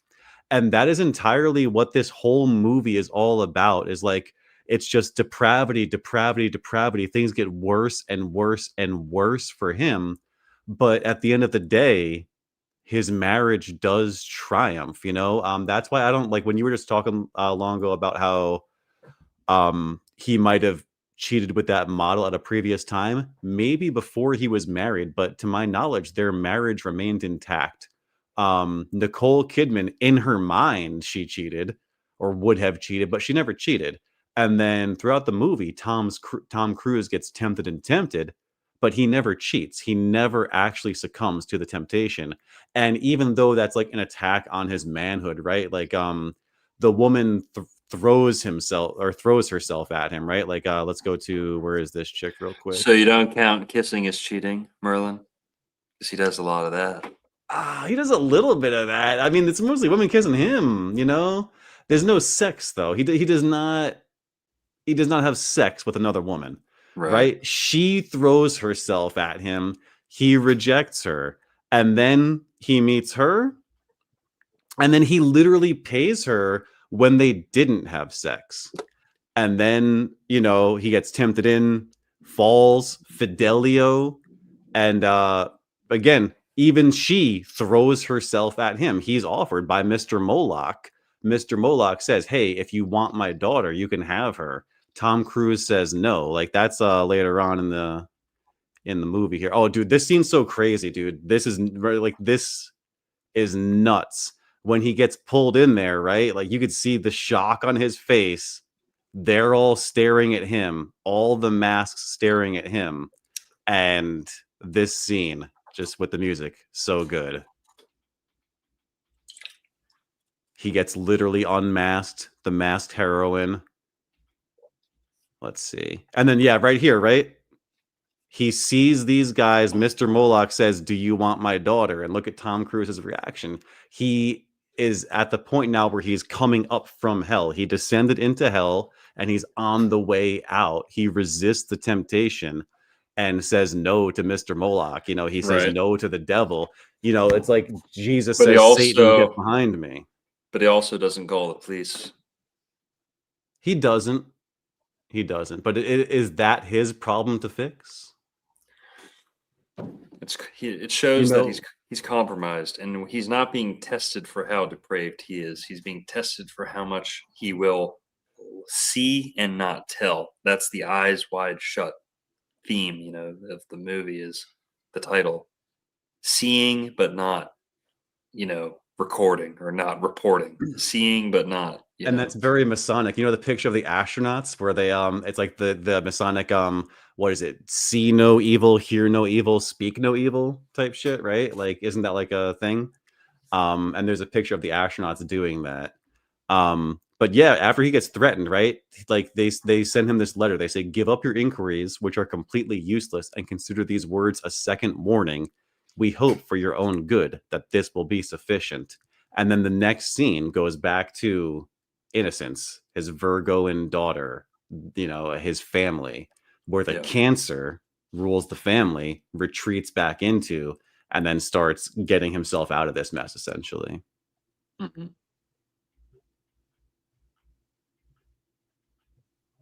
We do see her face at the end, though, a little bit when she gets pulled out in the morgue. Mm-hmm. So that's kind of interesting. Well, that's the same actress as the very beginning. But Yeah.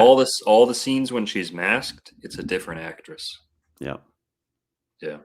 Then the pool scene. Yeah, the pool scene here was modeled after a famous painting. Oh, who was it?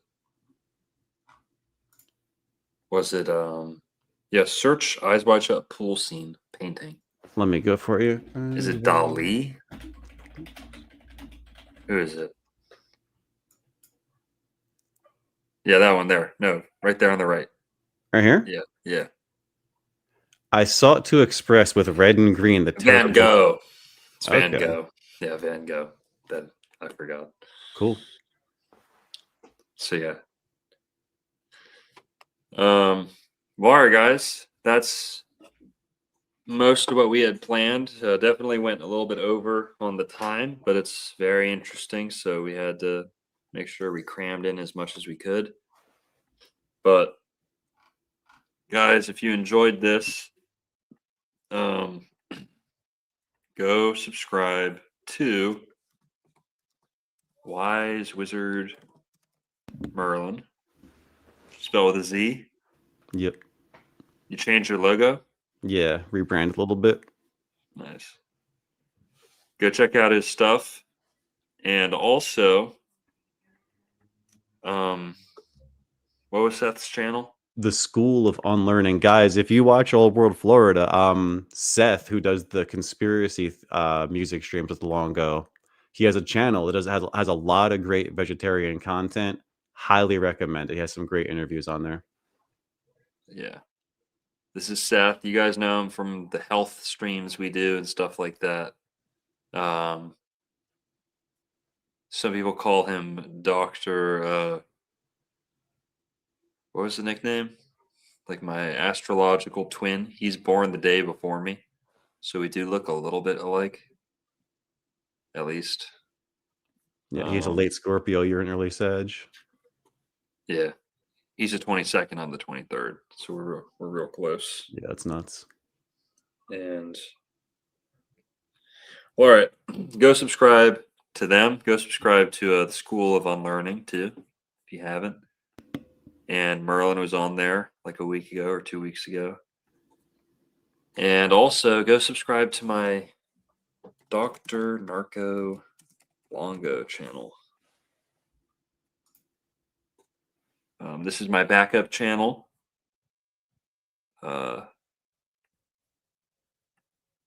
Focused on maybe less Florida stuff, so like more astrology, holistic health, branch off into some more other things. in on this channel. But go subscribe because that's my backup channel just in case. And I never ask for subscribers on Old World Florida, but I would like to get Dr. Narco Longo growing a little more. Backup. Make it a backup channel, right? If anything happens to Old World Florida. But all right, go subscribe to this too.